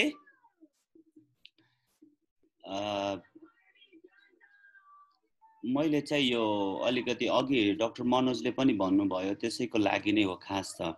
पुरानो करार भन्ने बित्तिकै धेरैजनाको दिमागमा चाहिँ यो हुन्छ कि अब पुरानो करार चाहिँ अहिले विशेष गरी चर्चले फेस गरिराखेको कुरा पनि यही हो कि पुरानो करार हामी कति युज गर्ने कति। अहिले खास त क्लियर त धेरै क्लियरै भएको छ कि सेरेमोनियल ल र सिभिल ल हामीले क्रिस्चियनहरूको लागि खासमा वास्तवमा चाहिँदैन। अनि त्यो चाहिँ लेवीको पुस्तकभित्र भएको र व्यवस्थाको पुस्तकमा केही खण्डहरू भनेर हामीले डिक्लेयर गर्नुपर्छ होला। त्योभन्दा बाहेकको पुरानो करारमा भएका कुराहरू चाहिँ हामीले अवश्य पनि पालन गर्नुपर्छ। त्यसलाई पालन भन्दा पनि अब त्यो हाम्रो उदाहरणको रूपमा छ भनेर हामीलाई त्यो कोरिन्थीको किताबले पनि भन्न चाहिँ त्यो विषयमा चाहिँ अलिकति कन्फ्युजन पैदा गर्छ कि जस्तो मेरो व्यक्तिगत कुराबाट त्यो हो एउटा चाहिँ। अर्को चाहिँ मैले भन्न खोजेको चाहिँ नयाँ करार भनेको चाहिँ अघि पछि यहाँ पास्टर भोजले पनि भन्नुभयो यो के भन्छ कडा के अरे पुरानो करार नयाँ करार जुन झन् कडा व्यभिचार नगर भनेको ठाउँमा के अरे नमार हत्या नगर भनेको ठाउँमा नरिसाउ मात्र पनि परमेश्वरले त्यो भन्नुहुन्छ। तर पुरानो करारको खास डिटेल त्यो बुझाइ भनेको चाहिँ के हो भन्दाखेरि पुरानो करारमा भएको त्यो नमार्नु भन्ने कुरामा त्यो चाहिँ येशू ख्रीष्टले चाहिँ कसैलाई गाली गर्नुसम्म पनि त्यो मारे बराबर हो भन्ने कुरा ल्याउनु भएको कुरा चाहिँ के हो भने त खास त पुरानो करारको मेन त्यो छाया हो। नयाँ करारले पुरा क्लियरली बताइदिएको खास त्यसको मिनिङ के हो त व्हाट इज द डोन्ट किल भन्ने कुराको खास मिनिङ के त वास्तवमा त्यो मिनिङ के हो त भनेर चाहिँ प्रभु येशू ख्रीष्टले हामीलाई मत्तीको पुस्तकमा बताउनु भएको कुरा हो भन्ने जस्तो चाहिँ मलाई लाग्छ। त्यो हो त्यसलाई चाहिँ क्लियरिफाई गरिदिनु भयो। अझै परमेश्वरले चाहिँ जस्तो एन्टिथेसिस भनेर डाक्टर ओलाकले भन्नुभयो त्यो चाहिँ एकदमै ठिक तरिकाले भन्दा पनि अब त्यसलाई चाहिँ कसरी भन्ने भन्दाखेरि चाहिँ त्यसले चाहिँ अलिकति कन्ट्रोभर्सियल कुरा भयो कि जस्तो लाग्यो मलाई चाहिँ हैन। किन भन्दाखेरि त्यो चाहिँ खासमा चाहिँ पुरानो करारमा भएको जुन आज्ञाहरू छ त्यसलाई चाहिँ अझै क्ल्यारिफाई चाहिँ येशू ख्रीष्टले गर्नु भएको। छोटो गरिदिनु होला पास्टर बा। ओके ठीक छ। मैले भन्न खोजेको चाहिँ अलिकति एकदमै राम्रो त्यो सिभिल ल र के भन्छ सेरेमोनियल ल अनि त्यसपछि मोरल लमा चाहिँ अब मोरल ल त हामीलाई चाहिन्छ नै तर त्यो मोरल ल पनि नयाँ करारमा आइसकेपछि येशू ख्रीष्टको मोरल ल चाहिँ पुरानो करारमा भएको भन्दा अझै स्ट्रङ छ जसमा चाहिँ हामीले त्यो कुरा बुझ्नुपर्छ भनेर आयो भने अझै बेस्ट हुन्थ्यो जस्तो लाग्यो मलाई। अलिकति मलाई चाहिँ कन्ट्रोभर्सियल जस्तो लाग्यो। एनीवे त्यही पनि थ्याङ्क यू धेरै भित्री इन्टर कुराहरू पनि सक्यौँ त्यसको लागि डाक्टर ओलाकलाई धेरै धन्यवाद। अनि राम्रो छ। हजुर यसको क्ल्यारिफाई गर्नुपर्ने हजुर यो एन्टिथेसिस भन्नाले एउटा कन्ट्रोभर्सियलमा त्यस्तो केही लाग्दैन। अब एक प्रकारले कन्ट्रोभर्सी भन्ने चाहिँ अब कहिलेकाहीँ यो विषयमा हामीले नसुनेको कारणले गर्दाखेरि अथवा यो विषयमा अध्ययन नगरेको कारणले गर्दाखेरि यो एन्टिथेसिस अब यो विषयमा अब झनै कडा अथवा पुरानो नियम नयाँ नियम भन्ने विषयमा हामीलाई त्यो मुद्दा उठ्न सक्छ। तर महत्त्वपूर्ण कुरा चाहिँ ख्रीष्ट येशूले यो सबै कुराबाट चाहिँ पुरानो नियममा भएका कुराहरूलाई अझै स्पष्ट गरिकन चाहिँ यहाँनिर प्रकाश पार्दै हुनुहुन्छ। अनि एथिक्स भन्ने हामीले यहाँ किन यो कुरालाई लिइरहेका छौँ भने अथवा नैतिक जीवन, मैले अघि नै हामीले लास्ट विकमा हामीले अध्ययन गरिरहेको 4वटा डाइमेन्सनलाई मैले अघि रिभ्यू गरेको थिएँ, जसमा हाम्रो एटिच्युड र हाम्रो मोटिभ्स, हाम्रो एक्सन एन्ड रिजल्ट, अनि त्यो सबै कुराहरू चाहिँ यहाँ एकदमै सम्बन्धित छ। जसरी अब हत्या गर्नु एक्सन त एकदमै अब त्यो त एक्सनमै काममै त्यो गलत छ भनेदेखि, तर रिसाउनुसम्म पनि एथिकल्ली त्यो चाहिँ के हो भनेदेखि रङ अथवा त्यो गलत छ। किनकि आफ्नो भाइको विरुद्धमा रिसाएर होइन, अब त्यहाँनिर त यस्तो पनि भने त्यहाँनिर अब भेटी चढाउनुभन्दा अगाडि त्यही भएर प्रभु येशूले भन्नुहुन्छ तिमी भेटी पात्रमा दानमा भेटी चढाउन अघि यदि तिम्रो भाइसँग केही मनमुटाव छ भनेदेखि गएर मिलाप गर अनि मात्रै गएर भेटी देऊ भन्ने कुरा त्यहाँ छ भनेदेखि त्यो चाहिँ झनै एक प्रकारले जुन नैतिक शिक्षालाई स्पष्ट तरिकाले मार्नु गलत हो, त्योभन्दा पनि मार्नु मात्र होइन तर रिसाउनु पनि, कसैको विरुद्धमा रिस गर्नु पनि गलत हो भन्ने कुरालाई अझै स्पष्ट गरिकन उहाँले चाहिँ बताउनु भयो। तर मार्नु गाह्रो छ, रिसाउनु सजिलो, त्यसले गर्दा झनै अब यो पनि गाह्रो हो कि भन्ने चाहिँ हामीलाई आउन सक्छ। तर वास्तवमा त्यसको अर्थ चाहिँ अब रिसाउनु पनि गलत हो, एथिकल्ली रिसाउनु पनि जायज होइन भन्ने कुरालाई चाहिँ हामीले बुझ्दाखेरि अलि असल होला कि। र अरूमा हाम्रो डाक्टर बोज अनि डाक्टर मनोजलाई पनि उहाँको कतिपय कुरालाई रेस्पोन्स गर्न सक्नुहुन्छ।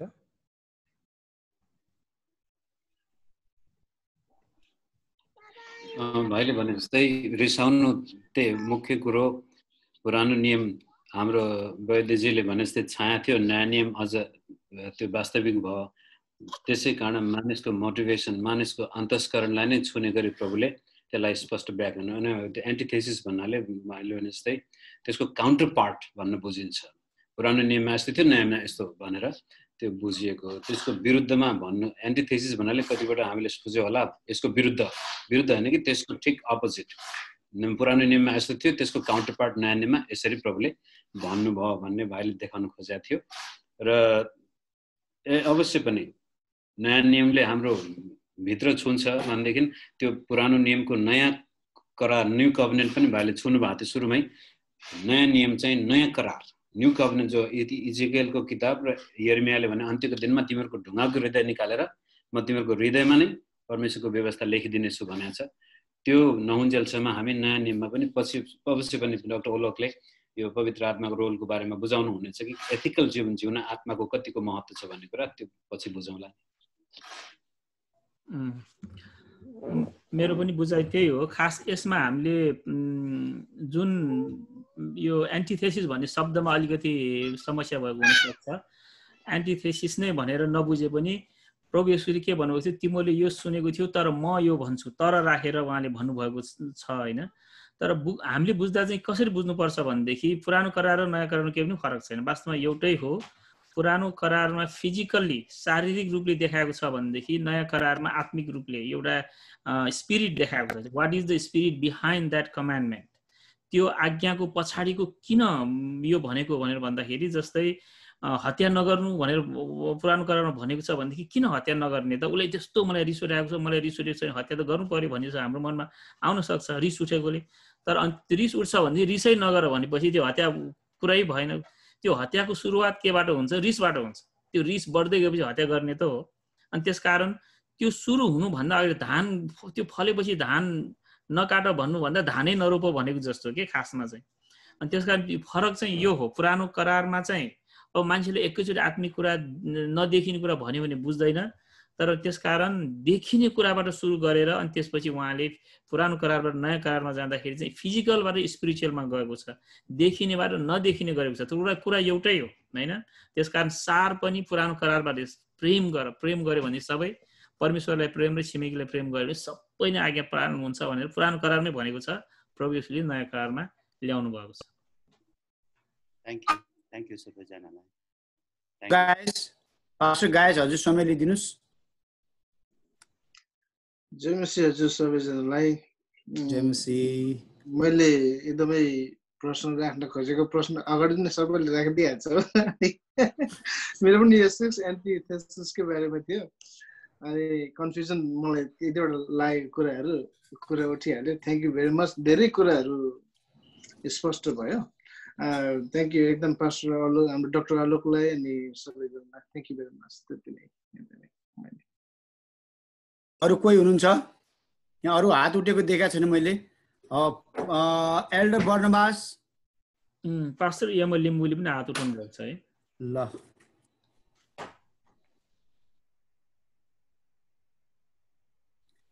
हजुर बर्नबास, एल्डर बर्नबास समय लिदिनुस्।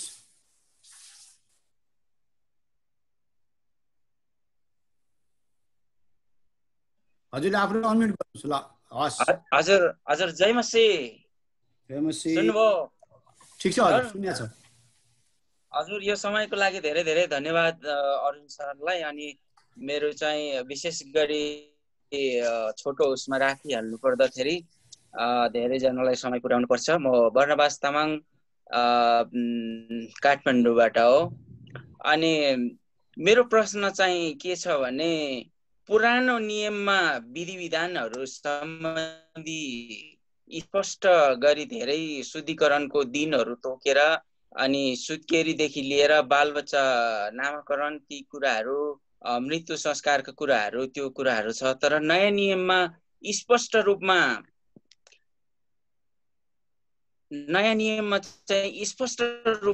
हामी ती मृत्यु संस्कार अनि नामकरण यी हामीले अनिवार्य रूपमा गर्नुपर्ने संस्कारहरूको विषयमा त्यति स्पष्ट भेटिँदैन। त्यसको लागि डाक्टर ओलाक सरले स्पष्ट गरिदिन्छ भन्ने मेरो आशा। धन्यवाद। जय मसीह।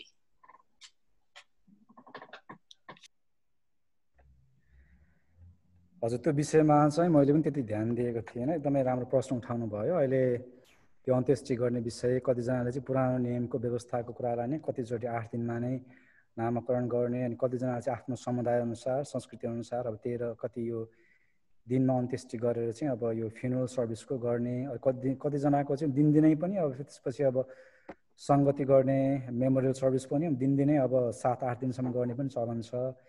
त्यो चाहिँ अब हामीले पुरानो नियमबाट अब जस्ताको तस्तै हामीले त्यो विधि नअपनाए तापनि, अभ्यास नगरे तापनि त्यसको सिद्धान्तलाई हामीले लिन सक्छौँ। अहिलेको सन्दर्भमा आफ्नै अब कतिपय मण्डलीको तपाईँ हाम्रो डिनोमिनेसनको अब त्यसमा अभ्यास के छ, हामीले त्यसलाई डिनोमिनेसन मण्डलीले कसरी अभ्यास गर्दै आइरहेका छौँ। सायद अब त्यसलाई नै हामीले यदि त्यो परमेश्वरको आज्ञा विपरीत छैन र त्यो आफ्नो भनौँ न परमेश्वरको वचनमा रहेर पुरानो नियमको कतिपय सिद्धान्तलाई हामीले लागू गरेर अवलम्बन गऱ्यौँ भनेदेखि सायद असल हुन्छ होला। हाम्रो डाक्टर भोज, डाक्टर मनोजको यसमा केही छ?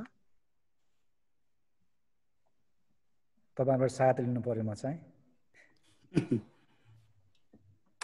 पास्टर मनोजले 3टा लको बारेमा राम्रोसँग बताइसक्नु भएको छ सुरुमै इन्साइटमा।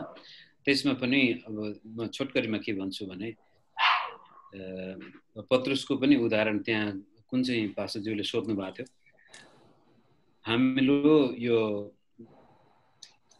मण्डलीको प्रत्येकको आफ्नो के भन्छ लिटर्जी अनुसार, विधि अनुसार गर्ने कुरा पनि डाक्टर अलोकले उल्लेख गर्नुभयो। तर त्यसमा के चाहिँ हामीले गल्ती गर्नु हुँदैन भनेदेखि अशुद्ध चाहिँ हामी हुँदैनौँ। जसरी पुरानो नियममा मुर्दा छुँदा अथवा शुद्ध अशुद्ध, सुत्केरी हुँदा शुद्ध अशुद्ध, महिनावारी हुँदा शुद्ध अशुद्ध, त्यो अशुद्धता चाहिँ हामीमा आउनु हुँदैन। हामीले 8 दिनमा न्वारण गर्ने र त्यो अशुद्ध शुद्ध बनाउनुको लागि न्वारण गरेका होइनौँ। त्यो चाहिँ गल्ती गर्नु हुँदैन। त्यसपछि अब 4 दिनमा गरे पनि, 8 दिनमा गरे पनि, 20 दिनमा गरे पनि त्यो आफ्नो चलन अनुसार गर्दा राम्रो हुन्छ। धन्यवाद। अब पास्टरहरु के थप्न थाल्नु भयो? यसमा हामीले बुझ्नुपर्ने कुरा यो एकदम यो प्र्याक्टिकल इस्यु हो। के कसरी गर्ने भन्ने कुराहरू आउन सक्छ हैन। अनि तर एउटा कुरा मलाई के लाग्छ भनेदेखि पुरानो करारबाट हामीले थाहा पाउनुपर्ने कुरा चाहिँ जब कोही यो मर्छ, कोही कस्तो घटनाहरू घट्छ भनेदेखि this things are very significant in God side. परमेश्वरको नजरमा त्यो कुराहरू त्यतिकै हामी केही पनि गर्नु पर्दैन भनेर हामी कतिपटक चाहिँ एकदमै केही नगर्नेहरू पनि हुन्छौँ होइन।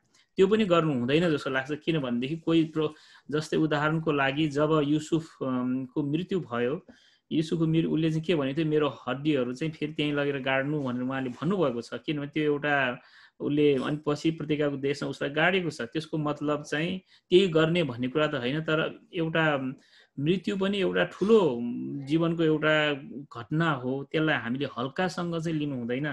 अब कसरी गर्ने भन्ने कुरा चाहिँ अब के छ, व्यवस्था छैन भने कि कसरी गर्ने यो नियम छैन भने हो। अनि त्यस कारणले गर्दाखेरि शुद्ध अशुद्धको कुराहरू छैन, यही तरिकाले गर्नुपर्छ भन्ने कुरा छैन। तर के कुरा छ भनेदेखि हामीले आदरपूर्वक गर्नुपर्छ। हामीले चाहिँ के छ, यसलाई चाहिँ एउटा हल्काको विषय, क्रिस्चियनहरूलाई त कोही मरेको पनि मतलब छैन, कोही जन्मेको पनि मतलब छैन, बिहा गरेको पनि मतलब छैन, जे गरे पनि हुन्छ, के गरे पनि हुन्छ, त्यो कुरा चाहिँ होइन। यो कुराहरूलाई परमेश्वरले के छ एउटा सिरियसली लिनुभएको छ। तर कसरी गर्ने भन्ने कुरामा हामीले आदर साथ गर्नुपर्छ, यसलाई एउटा महत्त्व दिनुपर्छ। कोही मान्छे मर्दाखेरि प्रभु येशू ख्रीष्ट रुनु भएको छ भनेदेखि कतिपय हामी त रुनु पर्दैन, स्वर्ग जाने के भनेर पनि हामी कतिपय त्यसो भएको देख्छौँ। त्यस कारणले गर्दाखेरि स्पिरिट चाहिँ के हुनु पर्यो, यो कसैको जन्म, कसैको मृत्यु, यो कुरा चाहिँ हाम्रो जीवनमा एउटा महत्त्वपूर्ण घटना हो, यसलाई हामीले गम्भीरता साथ लिनुपर्छ। अब कसरी गर्ने भन्ने चाहिँ व्यवस्था छैन भनेको त्यो चाहिँ छैन, तर आदर साथ सम्मान साथ हामीले गर्नुपर्छ भन्ने कुरा चाहिँ हामीले थाहा पाउनुपर्छ। हाम्रो आफ्नो संस्कृति अनुसार गर्न सक्छौँ, मण्डलीको नियम अनुसार गर्न सक्छौँ, फरक फरक तरिकाले सायद गर्नुहुन्छ होला।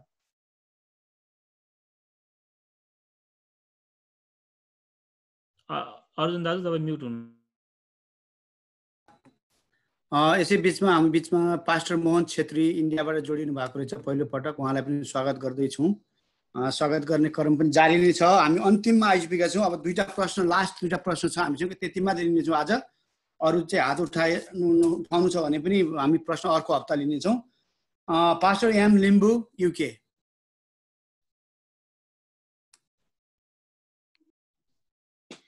हजुर, सम्पूर्णलाई जयमसी भन्न चाहन्छु। विशेष गरी आजको सेवाकाई, आजको टिचिङ डाक्टर अलोक सरलाई धेरै धेरै धन्यवाद दिन चाहन्छु।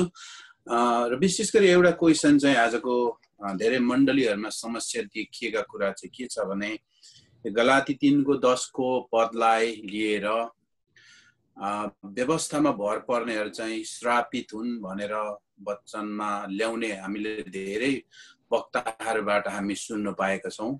अनि यो कुरालाई लिएर धेरै मानिसहरूले चाहिँ अलिकति मण्डलीमा भाँड भैलो भएको हामी धेरै मण्डलीहरूमा थाहा छ। र अनि पुरानो करार चाहिँ हामीलाई चाहिँदैन भनेर यो विषय लिएर आजको विषय मैले महसुस गरिरहेको छु। धेरै मण्डलीहरूमा समस्या यो देखिरहेछ। यसको निम्ति हाम्रो डाक्टर मनोज सरलाई नै दिनु पर्ला कि यो विषयलाई। हजुर धन्यवाद। हजुर जय मसीह। त्यो गलातीमा लेखेको कुरा ठिक हो, व्यवस्थामा भर पर्ने श्रापित हुन्छ भन्ने कुरा, नत्र त बज्न हुँदैन। तर के भनेको हो भन्ने चाहिँ हामी बुझ्नुपर्छ। प्रभु येशू ख्रीष्ट के छ, व्यवस्थामा भएर आउनु भयो र उहाँ क्रुसमा मर्नु हुँदाखेरि एउटा श्रापित भएर मर्नु भयो होइन। के छ, उहाँमा चाहिँ एउटा उहाँले सबैको श्राप लिनुभयो भन्नु खोजेको हो त्यो कुरा। अनि तर व्यवस्था आफै चाहिँ श्राप होइन। तपाईँ र म यदि व्यवस्थाको कारणले गर्दाखेरि व्यवस्थामा यो भनेको छ मुक्ति पाउनको लागि व्यवस्थाले यो गर्नुपर्छ, व्यवस्थामा मात्रै भर परे, यो 619वटा आज्ञामा भर परेका छौँ भनेदेखि हामीहरू सबैको मृत्यु त्यो क्रुसमा मरे जस्तै हुन्छ। खास भन्नु खोजे चाहिँ त्यो हो होइन। व्यवस्थामा भर पर्नेहरू चाहिँ किन सक्दैन उद्धार पाउनको लागि, त्यस कारणले गर्दाखेरि हुन्छ। तर पावलले पछि फेरि रोमेकै पर्छ भने कि व्यवस्था गलत हो त भने भन्दा व्यवस्थाले त तपाईँ श्रापित भनेर देखाइदिन्छ व्यवस्थाले। त्यो कन्टेक्स्टमा व्यवस्था चाहिँ त्यो हो होइन। त्यस कारण तर त्यो भन्दैमा हामीले बुझ्नुपर्ने कुरा चाहिँ के छ भनेदेखि अब व्यवस्था नै श्रापित हो, बाइबल नै पुरानो करार बाइबल नै श्रापित हो भनेदेखि त त्यो मान्छेले त परमेश्वरलाई नै इन्कार गरेको छ। परमेश्वरको वचनलाई इन्कार गर्नु भनेको परमेश्वरलाई इन्कार गर्नु हो। जस्तै भनौँ न कुनै मान्छेले उहाँले बोलेको कुरा श्रापित हो भनेर भन्यो भनेदेखि त्यो के हो? त्यो पुरानो करार परमेश्वरको वचन भनेर मान्ने, तर पुरानो करारलाई श्राप भनेर मान्ने भनेको चाहिँ परमेश्वरको वचनलाई श्राप भनेर मान्नेहरू त के हो? परमेश्वरलाई त्यो भनेर मान्ने हो।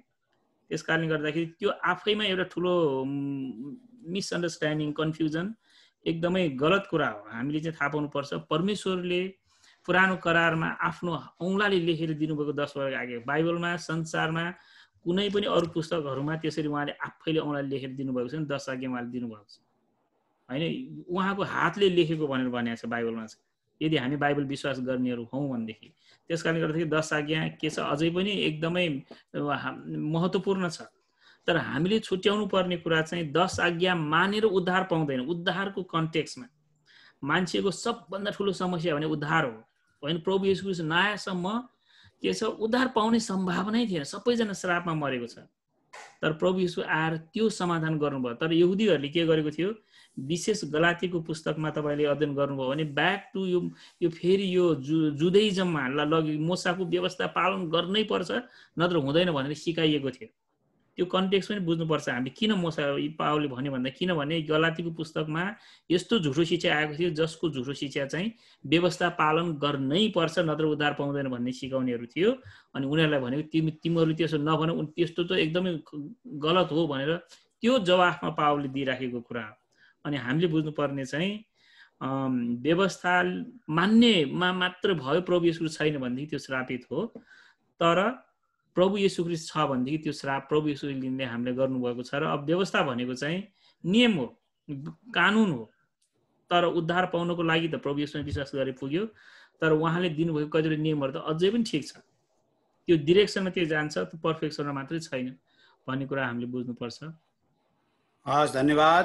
अब अन्तिम प्रश्न लिनेछौँ हामी डिकन राजकुमार राई युके, त्यसपछि हामी प्रार्थना गर्नेछौँ।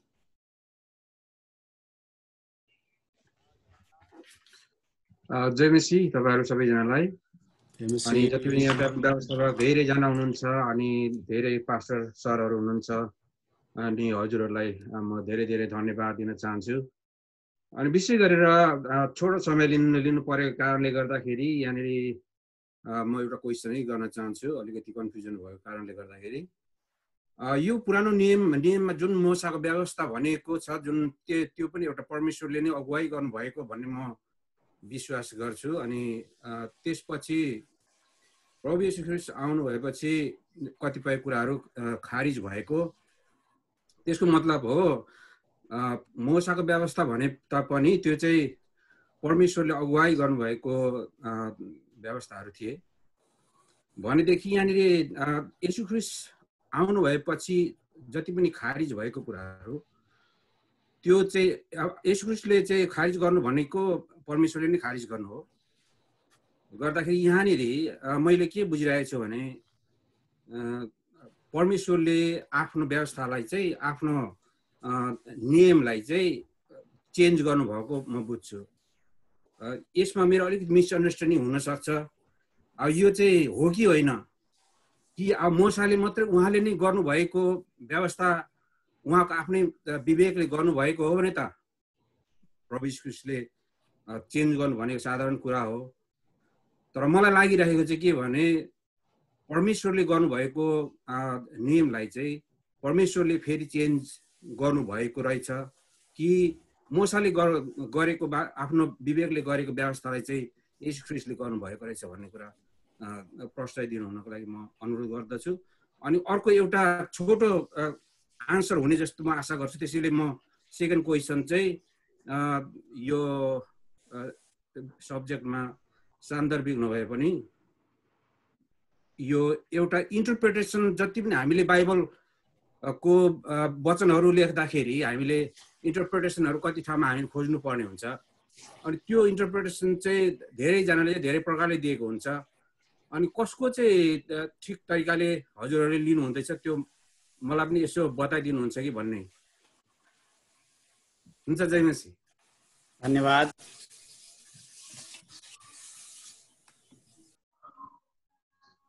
म रेस्पोन्स गरेँ। फर्स्ट क्वेसन चाहिँ यो व्यवस्था मोसालाई परमेश्वरले दिनुभएको, मोसा आफैले बनाएको होइन। तपाईँले प्रस्थान 19देखि 22-23 पद के अध्यायसम्म पढ्नुभयो भनेदेखि सबै एकदमै छर्लङ्ग पाउँछ। परमेश्वरले जुन कुरा मूसालाई बताउनु भएको छ त्यही कुराहरूलाई नै मूसाले इस्राएलहरूको बिचमा ल्याएको हामी देख्छौँ। र अर्को कुरा चाहिँ यो खारेज भएको अथवा अब यो भनौँ न अब मूसा आफैले नै परिवर्तन गरेको भन्दाखेरि पनि पुरानो नियममा जति पनि व्यवस्था दिएको छ ख्रिस्ट यीशुले अब त्यसलाई पुरा गरिदिनु भएको छ अथवा उहाँले पालन गरेर पुरा गरिदिनु भएको छ। व्यवस्थालाई रद्द गर्न आउनु भएन, तर उहाँले चाहिँ व्यवस्थालाई पुरा गरिदिनु भएको छ। जुन चाहिँ परमेश्वरबाट नै भएको चाहिँ व्यवस्था मूसाद्वारा चाहिँ दिएको थियो।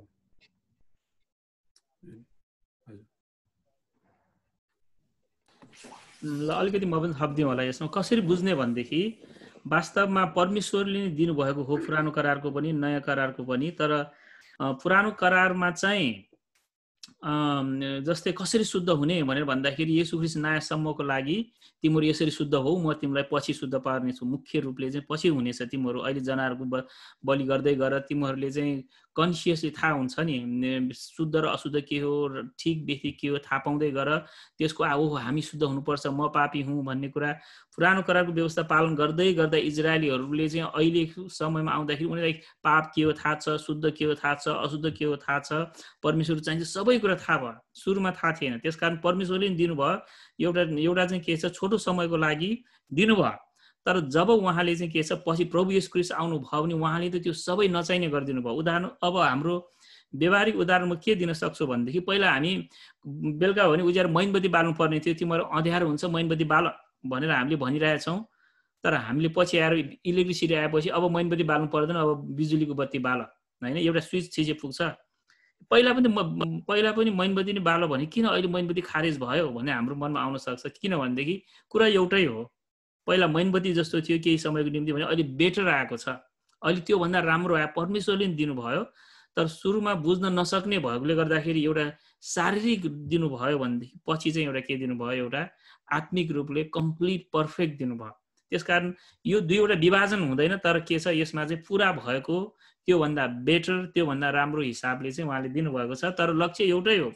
पुरानो करारमा पनि कसरी शुद्ध अशुद्ध मान्छे शुद्ध हुने, कसरी श्राप पाएको मान्छे आशिष पाउने छ भनेदेखि प्रभु येशू ख्रीष्टले चाहिँ त्यसलाई के छ पूर्ण रूपमा अशुद्ध मान्छे पापीहरूलाई कसरी धर्मी हुने, अब शुद्ध र अशुद्ध भन्दा पनि पापीलाई धर्मी बनाउने काम चाहिँ प्रभुले गर्नुभएको छ।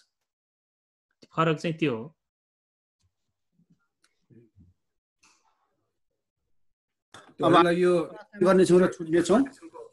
यो एउटा कुरा भनिहाल्न मन लाग्यो मलाई। यो गलातीको पुस्तक उहाँ यो मतलब हाम्रो समय सकिसकेको छ, छिटो राजकुमार राई सरले भन्नुभएको कुरामा यो मनोज सर सँगसँगै मैले एउटा कुरा थपिहालेको।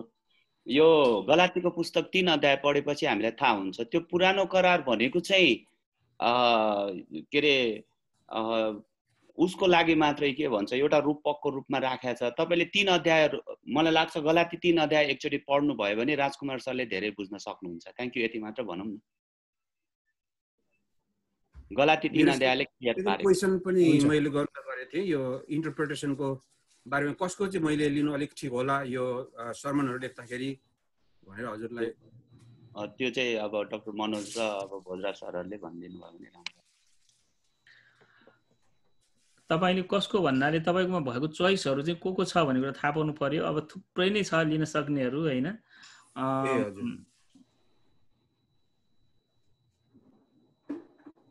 तपाईँ नेपाली भाषामा हो कि अङ्ग्रेजी भाषामा हो कि? अङ्ग्रेजीमा अब हाम्रो यहाँ हामी फरक छौँ, फरक आउन सक्छ, जे भए पनि हुन्छ। तपाईँलाई के कमेन्टरी खोज्नु भएको अङ्ग्रेजीमा?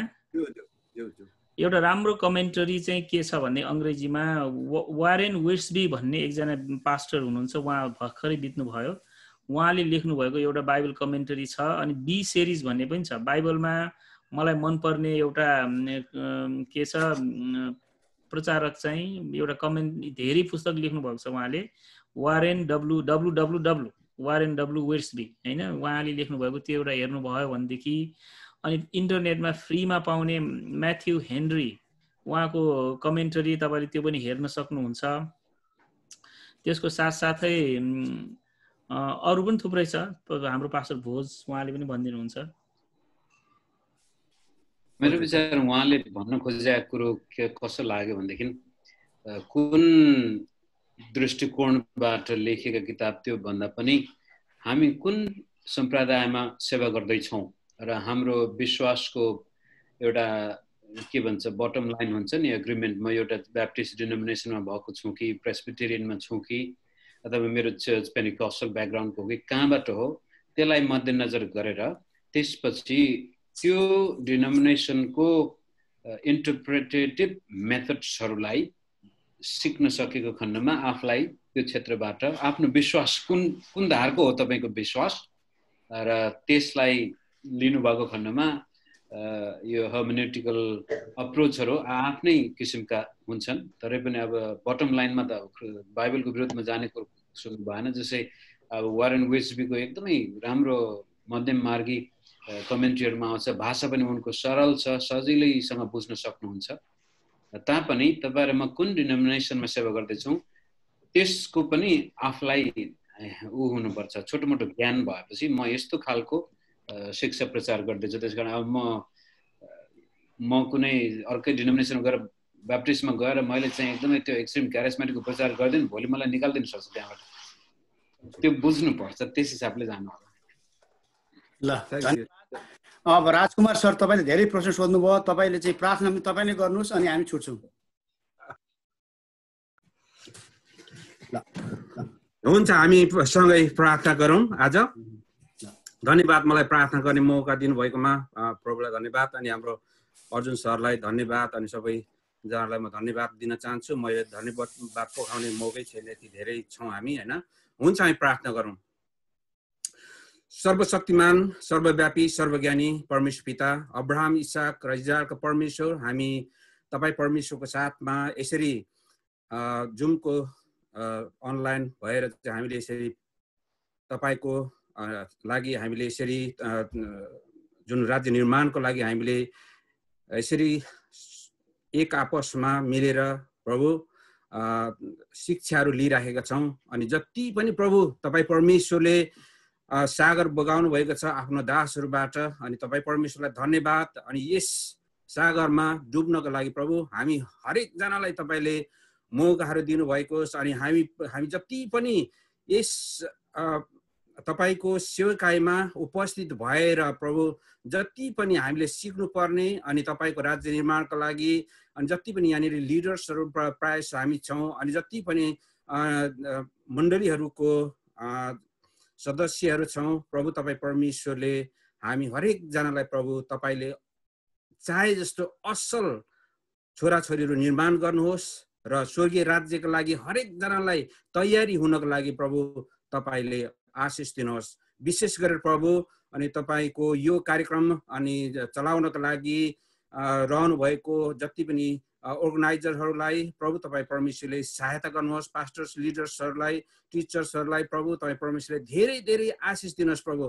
किनभने प्रभु अहिले यस संसारमा चाहिएको अनि विषय नै यही हो प्रभु। अनि तपाईँ परमेश्वर साँच्चै नै तपाईँले विजय प्राप्त गर्नुभएको छ यो सेवकाईबाट भन्ने म विश्वास गर्दछु प्रभु। आउने दिनहरूमा प्रभु तपाईँको आफ्नो छोराछोरीहरूलाई धेरै धेरै आशिष दिएर तपाईँ परमेश्वरले आफ्नो राज्य निर्माण गर्नुहोस् र प्रभु हामीलाई सही शिक्षामा अनि सही बाटोमा राखेर तपाईँ परमेश्वरको साथमा रहेर अनि तपाईँको अन्तको दिनसम्म पनि प्रभु तपाईँको साथमा आउन योग्यको हुनको लागि हामीलाई सहायता गर्नुहोस् भनेर हामी प्रार्थना गर्दछौँ। धन्यवाद छ परमेश्वर पिता।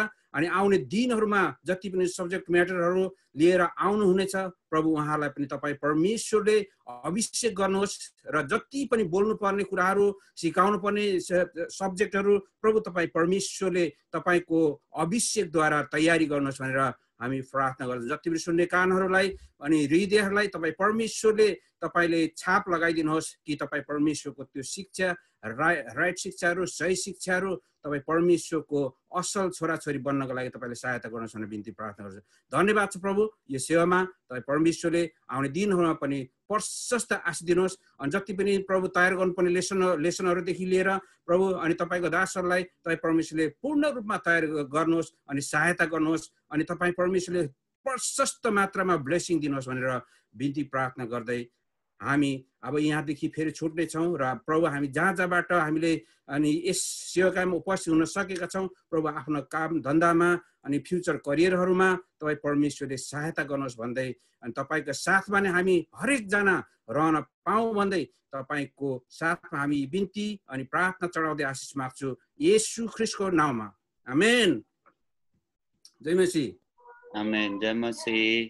जय मसीह। धन्यवाद सबैजनालाई। भोलि बिहान जय मसीह। धन्यवाद। जय मसीह सबैजनालाई।